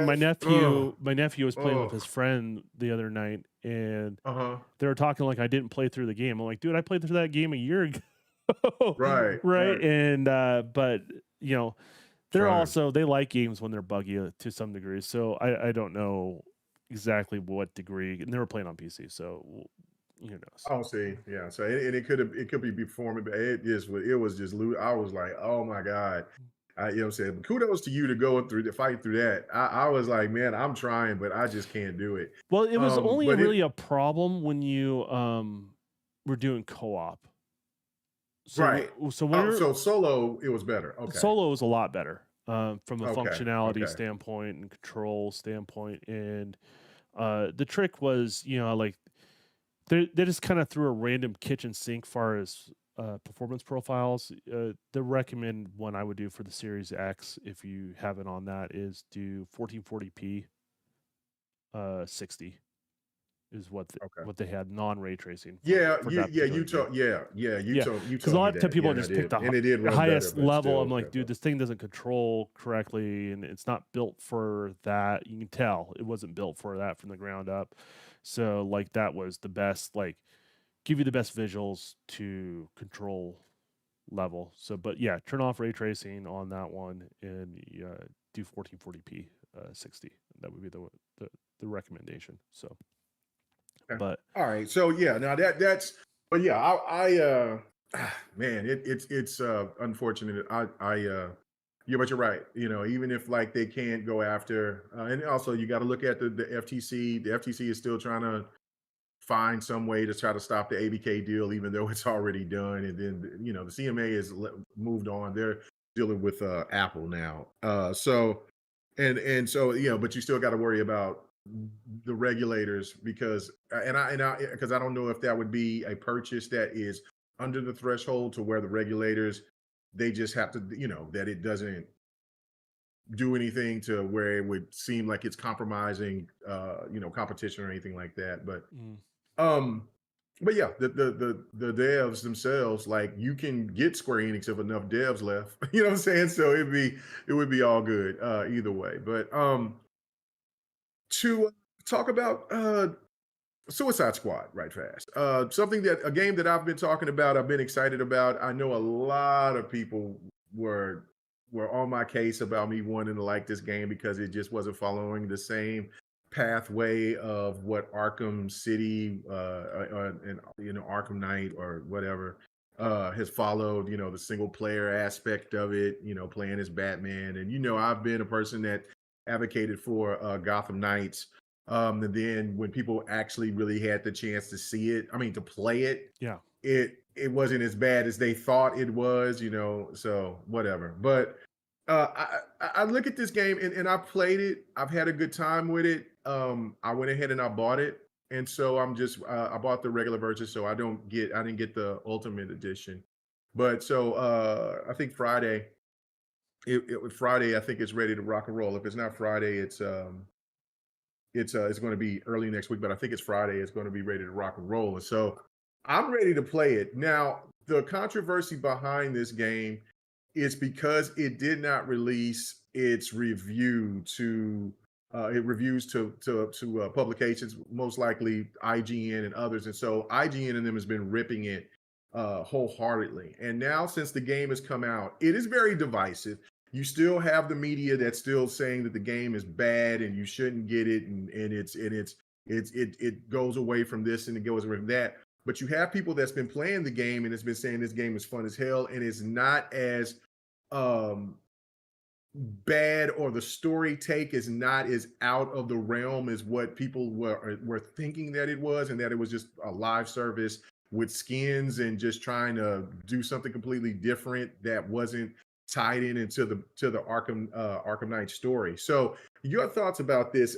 Is it the media being out of pocket by not getting a free copy of the game, or do they legitimately have a right to complain because they're trying to do their jobs to let people know about what this game is all about? Or do you feel like the companies have a new strategy of not wanting the games to get ripped before the games get played by the gamers themselves? Where's your thoughts on this? Well, the argument for a review, being a Hmm. reviewer, right? Like since the Hmm. time we've existed to today, is we're doing the consumer a favor by telling them how much what this product is. And so you can decide as a consumer if you're going to spend money on it, right? Like that's we can all agree that's the core argument for a reviewer, right? Yeah, right. So when a reviewer fails to do their job, right? To review, where you just start shoving weird random opinions or have agenda or not judging the game on its merits. That's the key thing, merits. And then you go and go, you know what? I really hate this game. Why? Because I didn't get a free copy, or I didn't get it this close to launch, right? How do you think that makes the consumer feel when they spend 60 or 70 bucks on a product and someone's bitching about getting something for free? What? How do you think that makes someone feel when they work a retail job, they get abused by customers all day long? And then all they want to do is go home and play a game, and you complain about work, you complain about reviewing a game, complain about the actual job itself. What justification does that publishing company have to get early review, to get privileges like that over the end consumer? I can't argue for them anymore. Like you can whine and you can cry all you want. I don't care. You know, they were also doing some other like bullshit thing. They were misquoting Cliffy B about Mm, something earlier. They're doing that clickbait shit. I expect that the average person on YouTube doing it, right? Like, you know, you choose who you want to trust on YouTube, right? It's the Wild right, West, right? right. But there's no integrity at the media anymore. It, you know, in regards to it. It's just a well-funded YouTube channel Mm, and not the best ones. You know what I mean? It's not the best ones. And so, I mean, I'm sorry, I don't feel sorry for you. And as somebody that works on the products, like, yeah, like, guess what? I work more hours than you do. Don't care. Like, why do I care about your opinion? I care about entertaining the end user. That's all a developer cares about. They care about that. They don't, and that's why, like, I have a problem with like things like the Game Awards. They try to pretend they're part of the industry. They're not. They're about as part of the industry as GameStop. oh, damn. Disrespectful. It's the truth. Matter of fact, I have more respect for GameStop, to be frank with you. Um, so the point is this: the business model of, and I've been saying this for a while, it's dead. You're losing the trust of the consumers. You've lost the trust of the developers. What do you have left? Don't got clicks on your site. Don't got views. They're the lowest they've been, I think, in the last like 12 years. This is this is just the honest truth about it. So what are you gonna what are you gonna do? You know what I mean? So Yeah.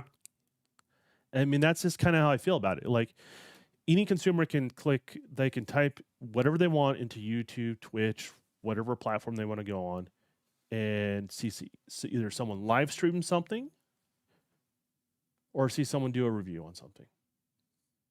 And they can decide for themselves. And the barrier entry is now cheaper with stuff like Game Pass. What's your opinion? Does your opinion even matter when you can get on Game Pass for $5? Right. It Right. does it? Does it really? No, it doesn't.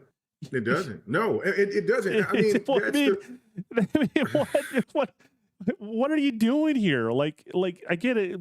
Like, I don't mind people making money and being a grifter, but like, come on, dude. Like, you're the worst type of grifter. Like, come on, what are you Yeah. doing? Yeah, Like, no, I don't. Like you saying, if reviews were like they used to be, where they let the gamer decide, um, then then I would side with I would side with the developer, with the IGNs and yeah. others out there, that the reviewers wholeheartely. And listen, I understand that, and they WB seen the writing on the wall from the very beginning when they showed the game, and when they first put out the very first date, and how many people were just coming after this game and piling on, and so they decided to delay the game until this year. So they've seen this, and so they've, in every article that they've read and things like that, they're like, look, man, we've got a good strategy here. We think that we have a good product. We are still rock steady. We still know how to make good games.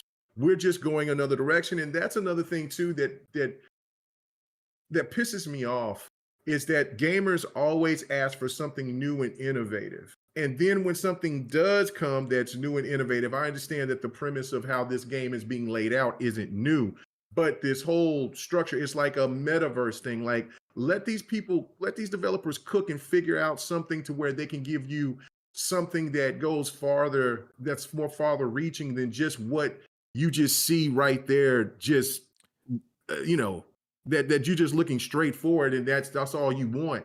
You got to have a broad view on things. And so, yes, you can have Suicide Squad. You can have Gotham Knights, but then they can come back and then they could do the game that a lot of people are asking for, and kind of do those in a rotation, to where they have something for everybody that can all still be tied into the story. That's something that's how I see this. I don't just see this as that they're going to do this with every Batman franchise game out there. I think that they're just spreading out the thought process of what they want to do with the universe. What's your thoughts? Well, imagine being a critic like Gordon Ramsay, right? Mm-hmm. You put up Gordon Ramsay because he can cook, right? Right. Mm-hmm. But if you can't even cook a damn grilled cheese sandwich and you start acting like Gordon Ramsay, no one's going to give you the time of day. like what are you doing? Right? And so like Right. that's the reality, is they're disconnected from the audience out there. I think there's two different things. I think there's the whining and crying from like outlets, and then the merits of the game. I don't know what the merits of the game are, and I have questions that I'm genuinely am concerned, but then again, I don't try to react until I know the full story of what's going on. I think it's important because people get burnt all the time with that. I mean, Yobi, according to Yobi, and I trust you, Yobi. In Boom's live stream yesterday, employees of IGN came into his chat and said that they don't do clickbait articles. If that shows everything. Okay, shout out to Boom for doing well enough to get IGN's attention. Right. They're that type of defensive. That tells you right there. You know they're on their back foot, right? They're not standing tall. No. Like, that's the problem. Like, me personally, right? Like, I can't buy every game. I do get certain privileges, that most gamers don't have access to. So I do have that. But I always try to be grateful for what I have, right? Oh, absolutely.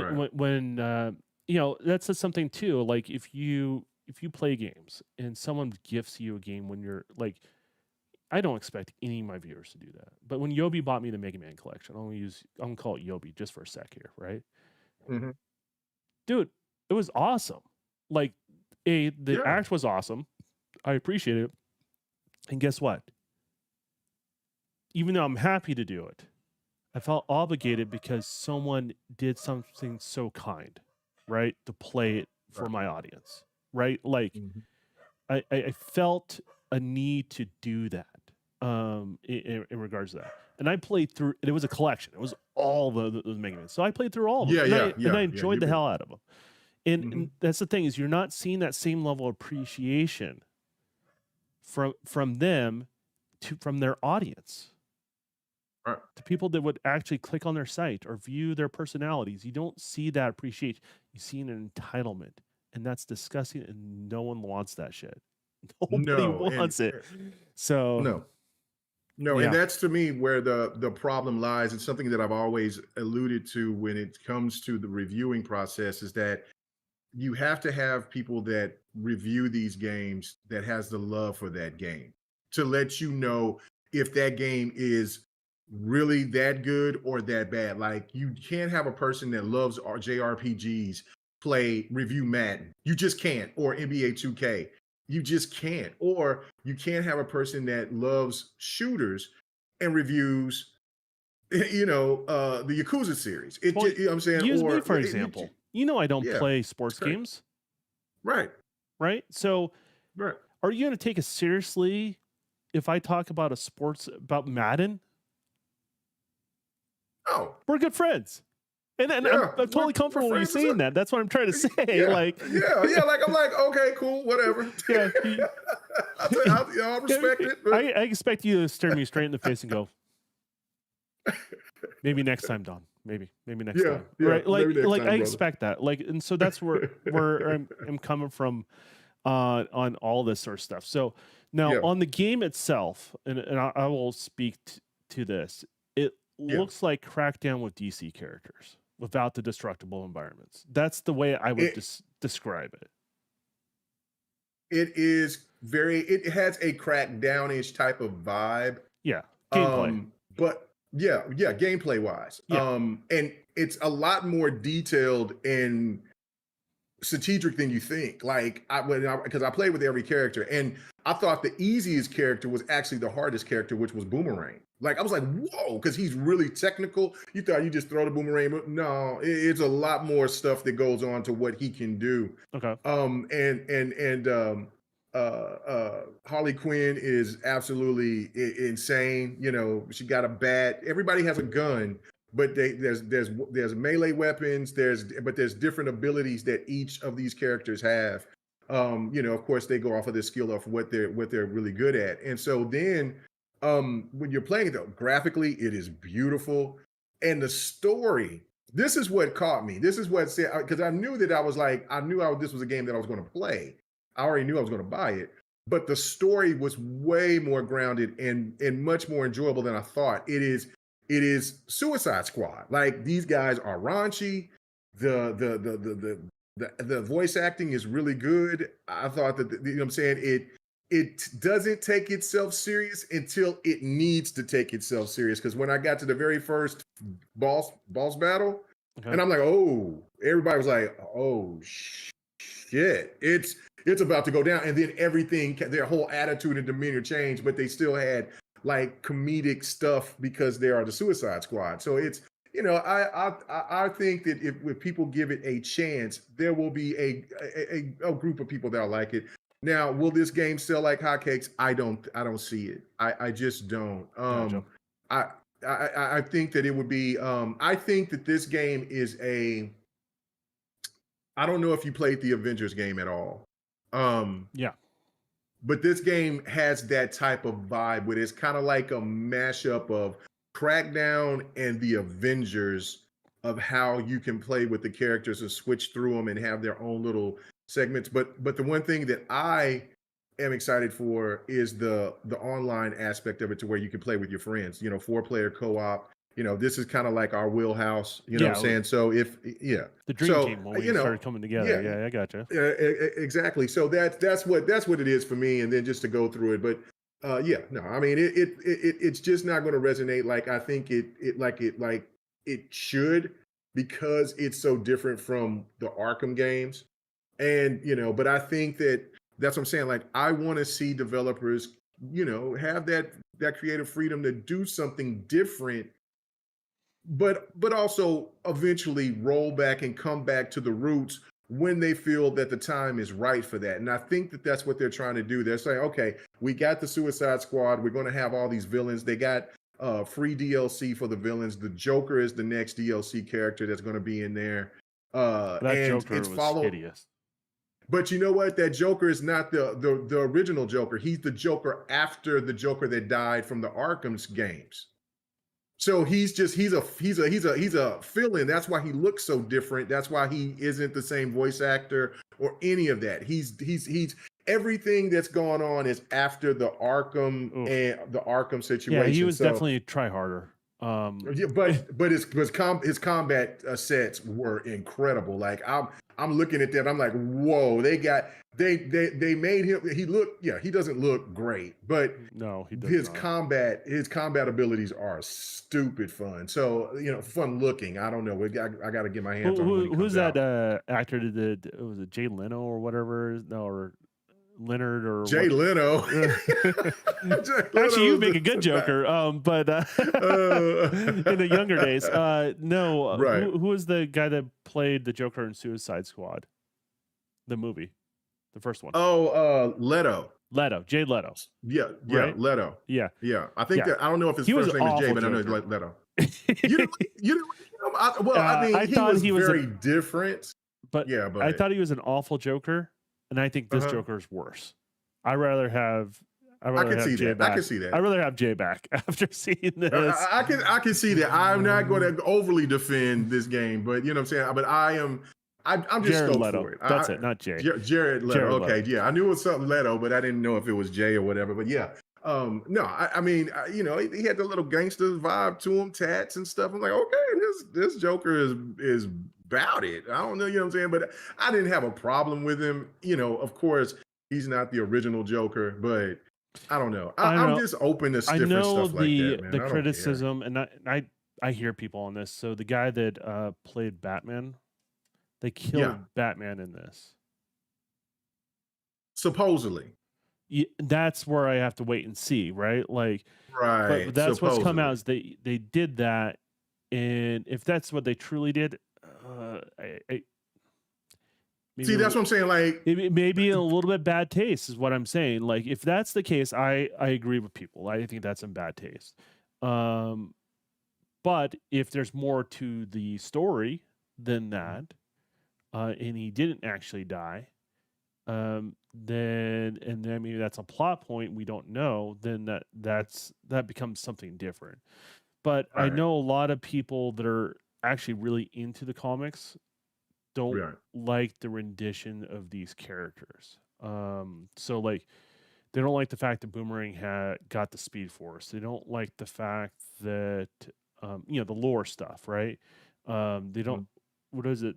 Did Shark get the Lantern Ring in this, or something along those lines? Something in nature, the way he can jump one of them and do did stuff like that, right? So like, they don't like where they're kind of going with that, and I think a lot of this comes from a place of we haven't had a really good DC comic book game in a while, right? I think if you fulfill that need for people to want like a cool Flash game or Gotham Knights is a good game, but Gotham Knights is a really good game. I'm just saying, just in general. Yeah. In general, because we haven't had one in a while, is what I'm trying to say.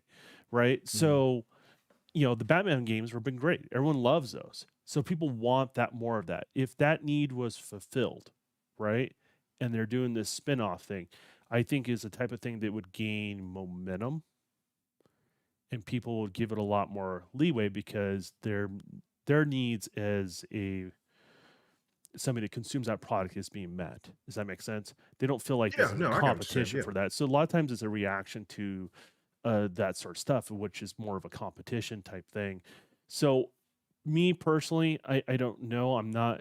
See, I have the advantage of liking a lot of comic book characters and knowing just enough that I don't get caught up in if they did something perfect or not. Does that make sense, or something's true to the story? Well, Because I don't yeah. know it to that degree. I don't understand it to that degree, so I can get sucked into these type of stories. But for other people, it goes much deeper than that. Their love and their for the product goes much deeper than that. Like use Spider-Man for example, and Bot, right? Bot's a huge Spider-Man fan. Right. He doesn't like the Spider-Man games. I like them. You like them, Oh, no, I enjoyed him. Yeah, I enjoyed him. Yeah. but he didn't like them, right? And it's because there's something that's not true enough to the comic He and would some hate the sort of second one from everything that I've seen and heard from people who's beaten the second one. He would hate it. He would exactly. definitely hate it. Yeah. Yeah. So that's more or less what's going on. So Yeah, no, and see, this is my thing of it. And I'm like, look, all of this stuff is nonfiction. This stuff yeah. is not real. I mean, all this stuff, I'm sorry, all this stuff is fiction. This stuff is not real. They can change stuff, all of it. See, that's the problem of when you have people that want, and I get it, right? Like it goes back to when the first X-Men movie came out, and there were people that was complaining that Wolverine didn't have on the The traditional yellow and suit. black outfit, the traditional suit, or the traditional brown and tan suit. Yeah. And I'm like, they're trying to get a movie off the ground. You know what I'm saying? They're trying to start a franchise so you can see more of these movies.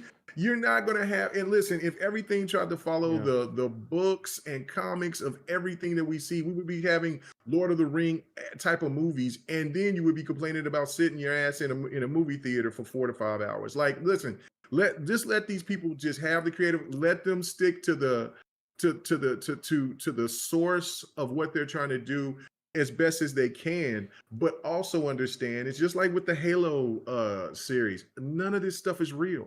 This isn't real, people. So you don't have to like it. I'm not saying that you have to like it, but we also got to pump the brakes a little You do bit. have This to is, have a level yeah, of flexibility, but if you want that much yeah. flexibility, maybe you shouldn't be working on that franchise. It's kind of my opinion, right? But So but see, if a fan, okay, like with the Halo series, I think you don't like it, right? I think you told me that I you're try not to a give it fan of on it. shot. It's like Yeah, that's right. 20% like the rest I hate.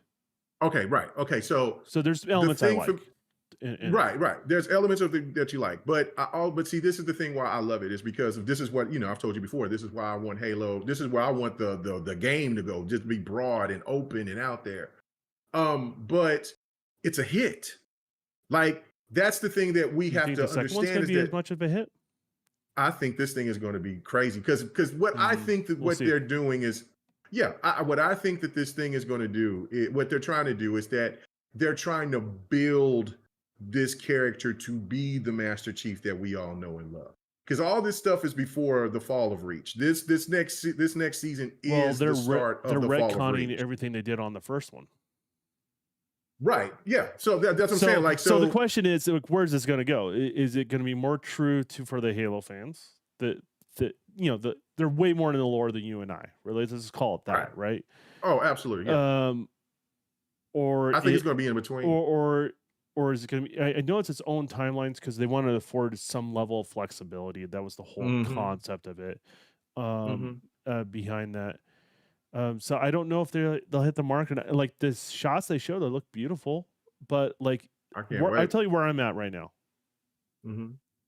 I forgot he was even coming out. I've seen it. I've seen the trailers, and when the majority of my experience, I did not like it. I'm not invested. I'm probably not going to even give it a shot. For me, now that doesn't speak for every person out there. It won't speak to the success or the failure as a whole right now, right? Because someone can express the exact same feelings as myself. Doesn't mean it will fail. If you get where I'm going with Right. that. Right. But I think it was in a unique position where the particular streaming service, all those streaming services were doing really well. They were growing at the time because of the circumstances. They're seeing a lot of shrinkage and growth in that segment, and I don't know if it's going to bring people back to the yard. We'll see. We'll see where this ends up going. If they please the core fans enough, I think people will give it a second shot. But if if it pisses them off enough, who knows? And that's the other thing Well, is but see this, but Don, this is what we've argued for a minute about the core. The core is half-ass at best. See, the core audience is the same. I look at the core audience with this the same way I look at the core audience with the games. You see, they talk about, like how much we fought and advocated for Halo to go to a farther reaching, go further reaching than what it's ever done, and how we both talk about how Halo 5 is the best multiplayer, even after how much we like Infinite and how much 5 is improved still better. Infinite has been. Yeah, 5 is still the best. I would argue 4 is better. Okay. Oh, I played 4. I played 4. You think 4 is better than Infinite? Dude, go play overall? 4 again on your PC. Just go play on Master Chief Collection, and I dare you to come back with a bad opinion of it. Okay, I'll do that. I'll download it. Like, it's different. It's different than the other ones, and that's where I think a lot of people, and I didn't play a lot of 4 just because a lot of people I played with bailed early on it. Hated it. Yeah, hated it, bailed early on it. But I think 4 plays better than the Infinite. Yeah. Oof. See now, I don't know. I got to see. That's what I'm saying. I'm going to have to go back and check that out. But I would argue this is just me, but I think Infinite is the worst Halo that 343 has ever put out.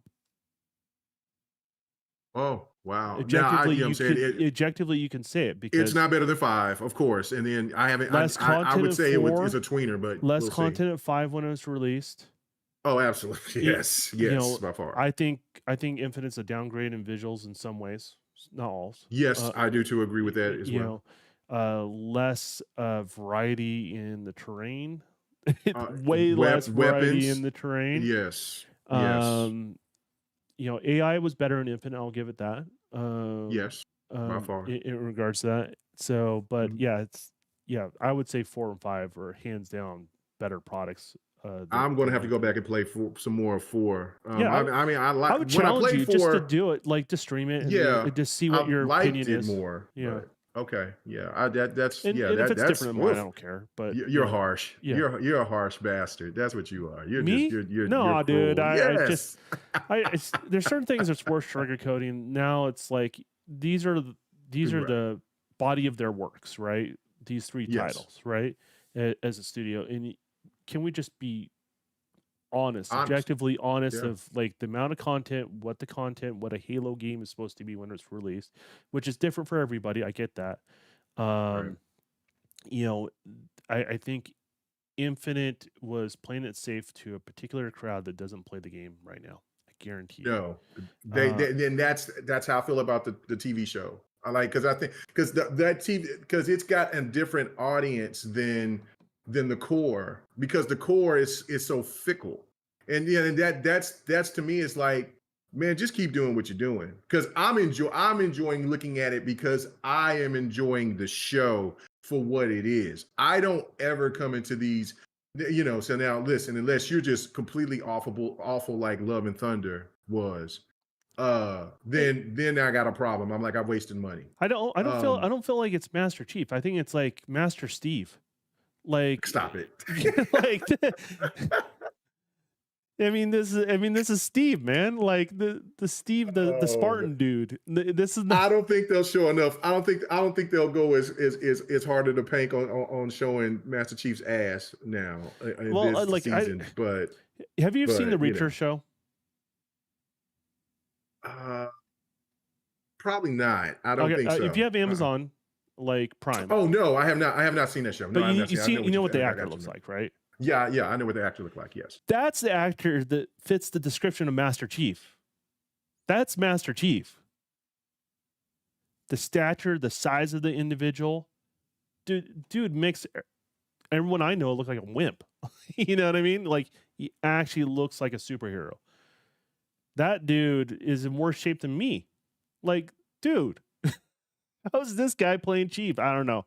I think he was a bad pick for Chief. I don't think he meets the description what Chief looks like. They didn't even try, and then they could have just. It's the suit that makes Chief. Well, that's true. Then stop taking off the damn helmet. Man, come on, man. Let that man got to eat, shit, piss, and make love. You know what I'm saying? Master Chief can't just always No, have dude, that you damn got knock helmet boots on. with that helmet Stop on. that. Come on, no. Oh, so you want Master Chief's ass out, but you No, want him to keep the I helmet don't on. want Stop that. it. I don't want that either. Stop. But if it comes down to that, if that's written in the script, he needs that visor HUD to know what to do. Yeah, come on, man. No, you got, you know what I'm saying? He got Cortana linked up, bro. Let that man, let Cortana over there already Cortana freaky watched as it anyways is. Come in on, the man. show. Cortana I know, watched. but I know she watched, but She's that's what straight I'm up saying. cucking. It's I cucking know cheap, man. she was watching. She was watching. So like, Jeez. look, I'm all for seeing more Kai. Show me more of the female butts. But yeah, no, I'm not the fan of the Master Chief's ass. But listen, I mean, no Master do what you Cheeks, got to man. do. Yeah, no. Yeah, no Master Cheeks, but you know what I'm saying? Any He's other Steve chicks, the ladies, Spartan yeah. dude. So, Yeah. I don't know. I love the show. I thought the show, I can't wait for it when it drops. It comes out here. It comes out soon, doesn't it? In a week or two. Yeah, I'm on it. I'm on it. You know what I'm saying? And then that's what's crazy too, is that my wife liked it. You know what I'm saying? So she loved it. She loved the show. So that's, to me, is that like, look, that's where you want to go with it. It doesn't, if the games can follow its own way, right? For us. But the TV show can go its own way too. It doesn't all have to be the same. That's why I'm like, no, but the core elements need to be there, and I feel like the core elements are there. The Covenant, Master Chief kicking ass. The core elements are there. Like most of the stuff that they were showing within the show, the core was there. It's just that, it's just that, like, it's just a little slight to the left or to the right where they going with some of the stuff, which I'm cool with. I don't know, man. I'm more open to this stuff, man. To the Suicide Squad, Kill the Justice League. Give me something different, fresh, new, something I can sink my teeth into. Not the same shit over and over and over. I don't want the same shit over and over again. But you can do new stuff without pissing off core audience. That those things are possible. They're harder. Audience is always pissed off, Don. You know that. Always. Not always. Yeah. Always. No, not always. Yeah, they were pissed off about Halo Infinite, about you can run and you can climb. Yeah. They don't play the game anyway, so like I don't care. I know. That's what I'm saying. Stop when you make this new Halo. You know what I'm saying? And just put Infinite into the Master Chief collection. And you know what? It is a crime. And this is what's pissing me off. And Don, we both said that this was going to happen. They were going to get to a point to where people were going to say, Halo 5, man, I really missed this. I really missed this part of Halo 5. I really liked Halo 5. There's more and more people that's talking about Halo 5 now. I see it in my timeline every damn day. And there's more and more people talking about Halo 5. Put that shit in Master Chief Collection. Put it in Master Chief Collection. Or just make it a separate game and put it on PC so it can get some legs again so we can play. What are y'all doing? Yeah, for sure. Don't disrespect that game like that. Game was too good to be disrespected like that. So, and then just put Infinite into the Master Chief Collection and then start anew. Shit. Yeah. I mean, like, start anew. Dude, Infinite, like, you have equipment, and I'm like, I never use it. I never use it. Very, very seldom. And then, so you feel like you only have so much in your pocket, and so you're limited on everything. It feels like, honestly, Infinite feels like playing Halo 5 with your shoes tied together. Like, that's what it feels like to me. That's the best way I can describe it. And then it's the only one that has aim is different on Infinite, where some people don't realize this. So when you move a cursor around in Halo, right, there's two different speeds. One of them is a speed when you're free roaming, turning around, spinning around, doing whatever, right? And one speed slows down when you're within a certain radius of a character. So let's say that your character is this size, the radius of the slowdown of the aiming would be out here, like almost like an aura, right? And then there's a little bit what they call friction as well. So you get into that aura, there's a little bit of friction, and it allows you to have that finite control with analog sticks. They removed that field that's around the character, and so your you're aiming with the same speed that you're turning around. That's why it's so hard to get your shots dialed in on that Get your game. shots dialed in, and you can Hmm. get sidetracked, So, get because get like get attacked from the you side so want to be easily. able to Yeah, turn around quickly, but you also want to be able to refine your shots with you're in the thing. And people don't realize you're doing this. It's just how the game works. So you kind of disappears behind the background. But they remove that, and so that's what's funny is like when you go back to 4, I'm like, this feels more like Halo, and people criticize 4, right? And you're like, Infinite, there's something missing. And that's also the reason why when a cursor, like, so a character moves by and a cursor hits it and there's a friction now, that's why it looks like it has auto aim on it when it's supposed to do it when it's all the way out here. And then you can refine the shots. So, like, if a fundamental mechanic was taken away, and I'm sure they have some rational reasons why they did that. But probably esports players was it's asking for it or something. I think it's they're trying to make it so these players and these Oh, players are PC on the players. same ground. And I think Okay. what it did, it ruined the perception of these players because when it has that friction, because as soon as a cursor hits the character, there's still that friction. And people are like, "Yeah, look, it's auto aiming." Like, well, you're still not landing the shot where you want it to, if that makes any sense. And it's not Right. slowing down the aim, so you can't refine the shot. And that's why a lot of people go, "Man, why am I not landing my headshots? Why am I not land?" It's because it controls differently than other Halos. But that's another tangent for another day. In Okay. regards to that, but uh, Yeah. Yeah, we went off and we had to talk about some Halo there for a hot second. I But try not anyway, to. so yeah, I know. But last topic, and that is something that came out about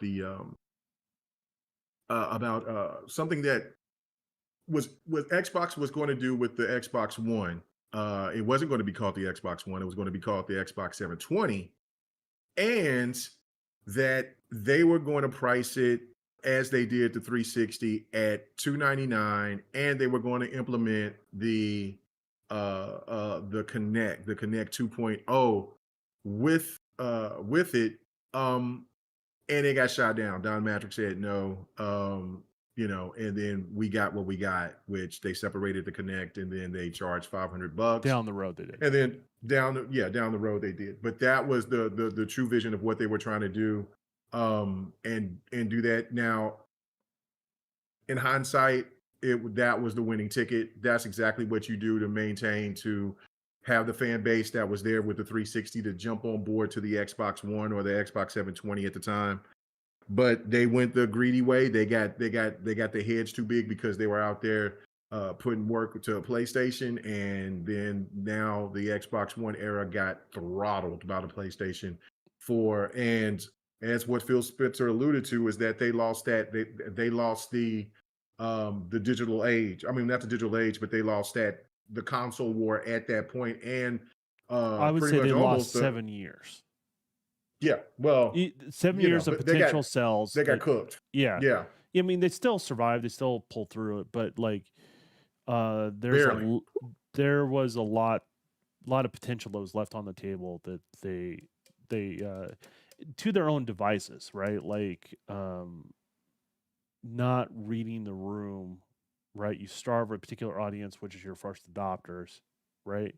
And then, well, they haven't spent anything in a while. Well, yeah, because they're waiting because you haven't given them a product in a while, right? Like, and then you leave them hanging. Like, it was such a bad. Like, I saw through it. Like, obviously, I got the hardware myself. I still have my launch console. In regards to that, but they screwed themselves over. But I think this goes along the rumors that Pachter was always talking about leading into the Xbox One and PS4 generation before it happened. And a lot of what he was talking about is a very low price system based upon an X number of years of commitment of Xbox Live. Mm, yeah. And I think also the price of that was also somewhat affected with their grand scheme of having games tied to that hardware. Because the idea is they would make more money on hardware, software that way. Does that make sense? So you got to recoup the cost somewhere. Like they were going to make that Yeah. box that we got no matter what. I mean, that was some small changes here and there, but for the most part, that was it. And that's what it would have cost for them to produce it. So how do you offset that cost? Is either commitments to Xbox Live, which would have committed someone to the ecosystem, and then having games tied specifically to that particular piece of hardware and the way they had it with the family share, which wasn't fully, Implemented, yeah, yeah, like they wanted it. it wasn't fully formed before they even talked about it, to be honest with you, because I don't know. I hear from a lot of publishers that said that like they didn't even know they were doing that and they weren't all on board with what they were trying to do. So like there was a poor execution on that part too as well. So that's why they also I think lost a lot of Japanese developers and lost a lot of faith in Japanese developers because they didn't know they were gonna do one thing, they switched to another thing, and they're like, "What the hell would we do if?" And the last thing you want to do is feel unstable as a platform for a third party publisher. So like they just screwed up big time. There's no way if ands or rounds around about it. But there's something to be said being at a lower price point and getting the masses. I mean, we've seen that with the Series S and how that has, you can make the argument the Series X is cool, but the Series S is the thing that is getting them that percentage up in sales, right? The Series X is for that enthusiast early on and that's willing to spend the money. And $500 is no big deal for their investment. But the Series S, like my wife loves her Series S. She's Mm. like, "Can we buy a couple more of those? But one under that TV." No, she's serious. She can put one on the other TV, and when she has a game stream with me because she hasn't had the time. But when she starts doing that again, it's like, I know you're gonna give me your old PC, which it's not a slouch, right? But Right. he's like, "Can I just have a Series S and I can stream off of that?" Like, you do that, right? Like, she doesn't know how it all works, and she's like, "I'm like, yeah, we can do that." She got my old capture card. She doesn't have this PC, but we're gonna get her a Series S so she can stream and just do that. And she's playing on a 27-inch monitor. It's 1440p. To be honest with you, Series S is gonna look phenomenal on that size screen. Oh yeah. It's gonna look Yeah. great. Oh yeah. So it's just one of those things. So I think there's some truth to the rumor, but I think there's more context to that. And I think because Pactor was very adamant about them releasing a console a lot cheaper than they did. Right. And so I think they were hinting at with conversations with him, and he would speculate how they would do it. And that's essentially what we're doing post right now. But I think there was some sort of commitment to Xbox Live. There's some sort of tied to way DRM was going to work on the console um, that allowed them to go, hey, you get this, but we encourage you to buy more games, right? And they kind of half committed and they effed up. Yeah. No. Yeah. Yeah. So That's it. And they listen to the wrong people as well. yeah, Content creators wise, with the whole, Japanese games and, we don't need those. And you made a great point when you were saying that with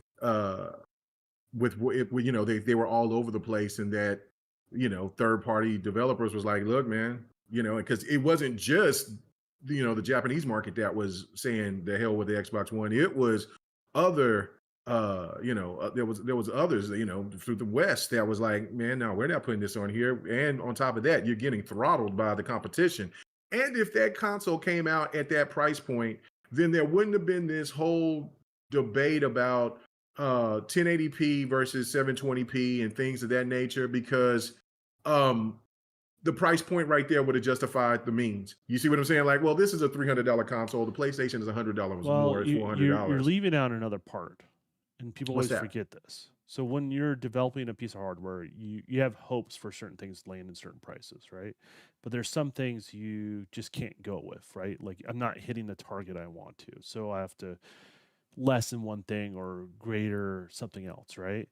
And with the PlayStation, they didn't think they would have the ability to add that much RAM to their console. They built it in mind that they could if the price of RAM dropped enough for them to could do it from an economic scale standpoint.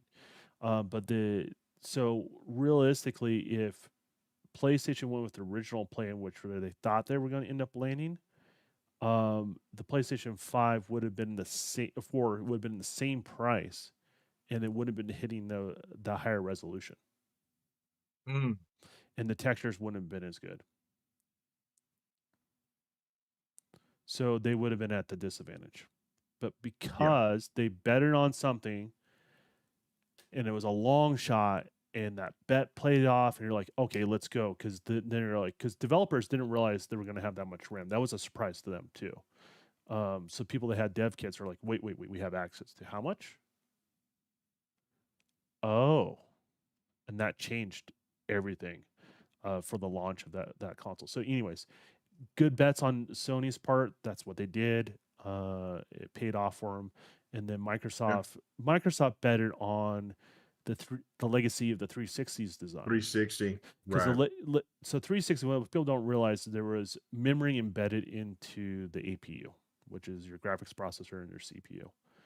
And you think about a die, it only has so much square footage, right? And RAM is now taking up that space of your transistors, right?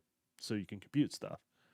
Well, they decided to put that there, and when they did that, there's advantages to that. It's really fast memory embedded into the chip like that, right? But when your competition has an easier way to do it, then development flows like water. It goes the path of the least resistance, and so the path of the least resistance getting a product to work on the way it did with the Xbox One was just to lower the resolution. And so foresight, I mean, it made sense. A lot of developers praised them for having that on the 360. It's the reason why the 360 kept getting generational. A was part of the generation, but B, that's one of the reasons why you kept seeing like every year, like you saw this almost generational leap in the games. Does that make sense? The Mm-hmm. quality of the Yeah. games, and as part of it was that embedded RAM they had in their APU, and so they carried that design because they thought it was a little more future proof in regards to that. And they also paid right for they also knew where the technology was going with it's called the AMD toolbox, right? They know what parts and bits there were in there that they can pull from at a certain time. They knew that televisions were going to 4K. So they kind of had a plan for a mid-gen refresh because they couldn't wait that long to release a new console. Does that make sense? Because the technology wasn't available until that time. And it doesn't really matter to apply that technology until the newer displays were at. So it kind of lined up of what they wanted to do. It's just, failure to launch on this. So Yeah, it just a lot of just looking back, yeah, man, just so many just crazy decisions. And look, they almost lost the Xbox division because of it, which that just shows you how razor thin it is in gaming, not only in yeah. gaming development, but also in just game publishing and things like that. But my last point to this is what I want to ask you is going to the future. Mm-hmm. The rumors is that Xbox is thinking about coming out early. Now, to add that, since this news came out, will Xbox come out to think to undercut? Because they've already kind of alluded to, like, hey, look, man, the PlayStation is going to outsell us every time. But in order for it to keep the console somewhat relevant, and like you was bringing up about the Series S, would it be smart for Microsoft to come out with a cheaper console or the same method of what they did with the Series S and X and come out a year earlier than PlayStation like they did with the 360? Well, I think people look at it from the opposite end of the spectrum. I look at it from what the technology is going to be available at certain times to make a significant difference for a consumer and go, oh, that looks better than the old shit, right? Mm-hmm. That's the new Mm-hmm. hotness, right? Right. Where it's not a debate. You can just plug it into a television. And you're like, aha, you know what I mean? You want to have that experience for the consumer. I think that's the end goal. You have to move the needle that much. I think that's what justifies new hardware. And I think that's what Phil's take was on it, right? Like there's a tangible difference between the S and the X. The S is a good little console, but the X was a good console as well. Right? The Series X is even a better console, obviously, the better of all of them right now. I think their approach is going to be a little bit different based on what's available at the time. I think they may do a one console approach that will be significantly more powerful than the Series X, but would imagine it would fit somewhere between the price point of the S and the X. I think that's what they're really are targeting. If I look at the hardware it's going to be available at the time, the dates that people are throwing around, that's what it looks like to me. However, if you look at the roadmap of AMD, 3 years it justifies making a new piece of hardware. Not not to make it like a generational, but like the old generation no longer works. All that sort of crap and argument that people don't understand how to scale games. But it makes sense in the sense of we can make a significant jump again in what the product can look like. Does that make sense? Mhm. So it just has Yeah. to do with the um, available technology at the time in the state of production and what it would cost them in regards to that. So, and then CPUs are getting better. They're still shit. I mean, like even the latest AMD and CPU stuff is still garbage, but it's better than what we're currently using in consoles. So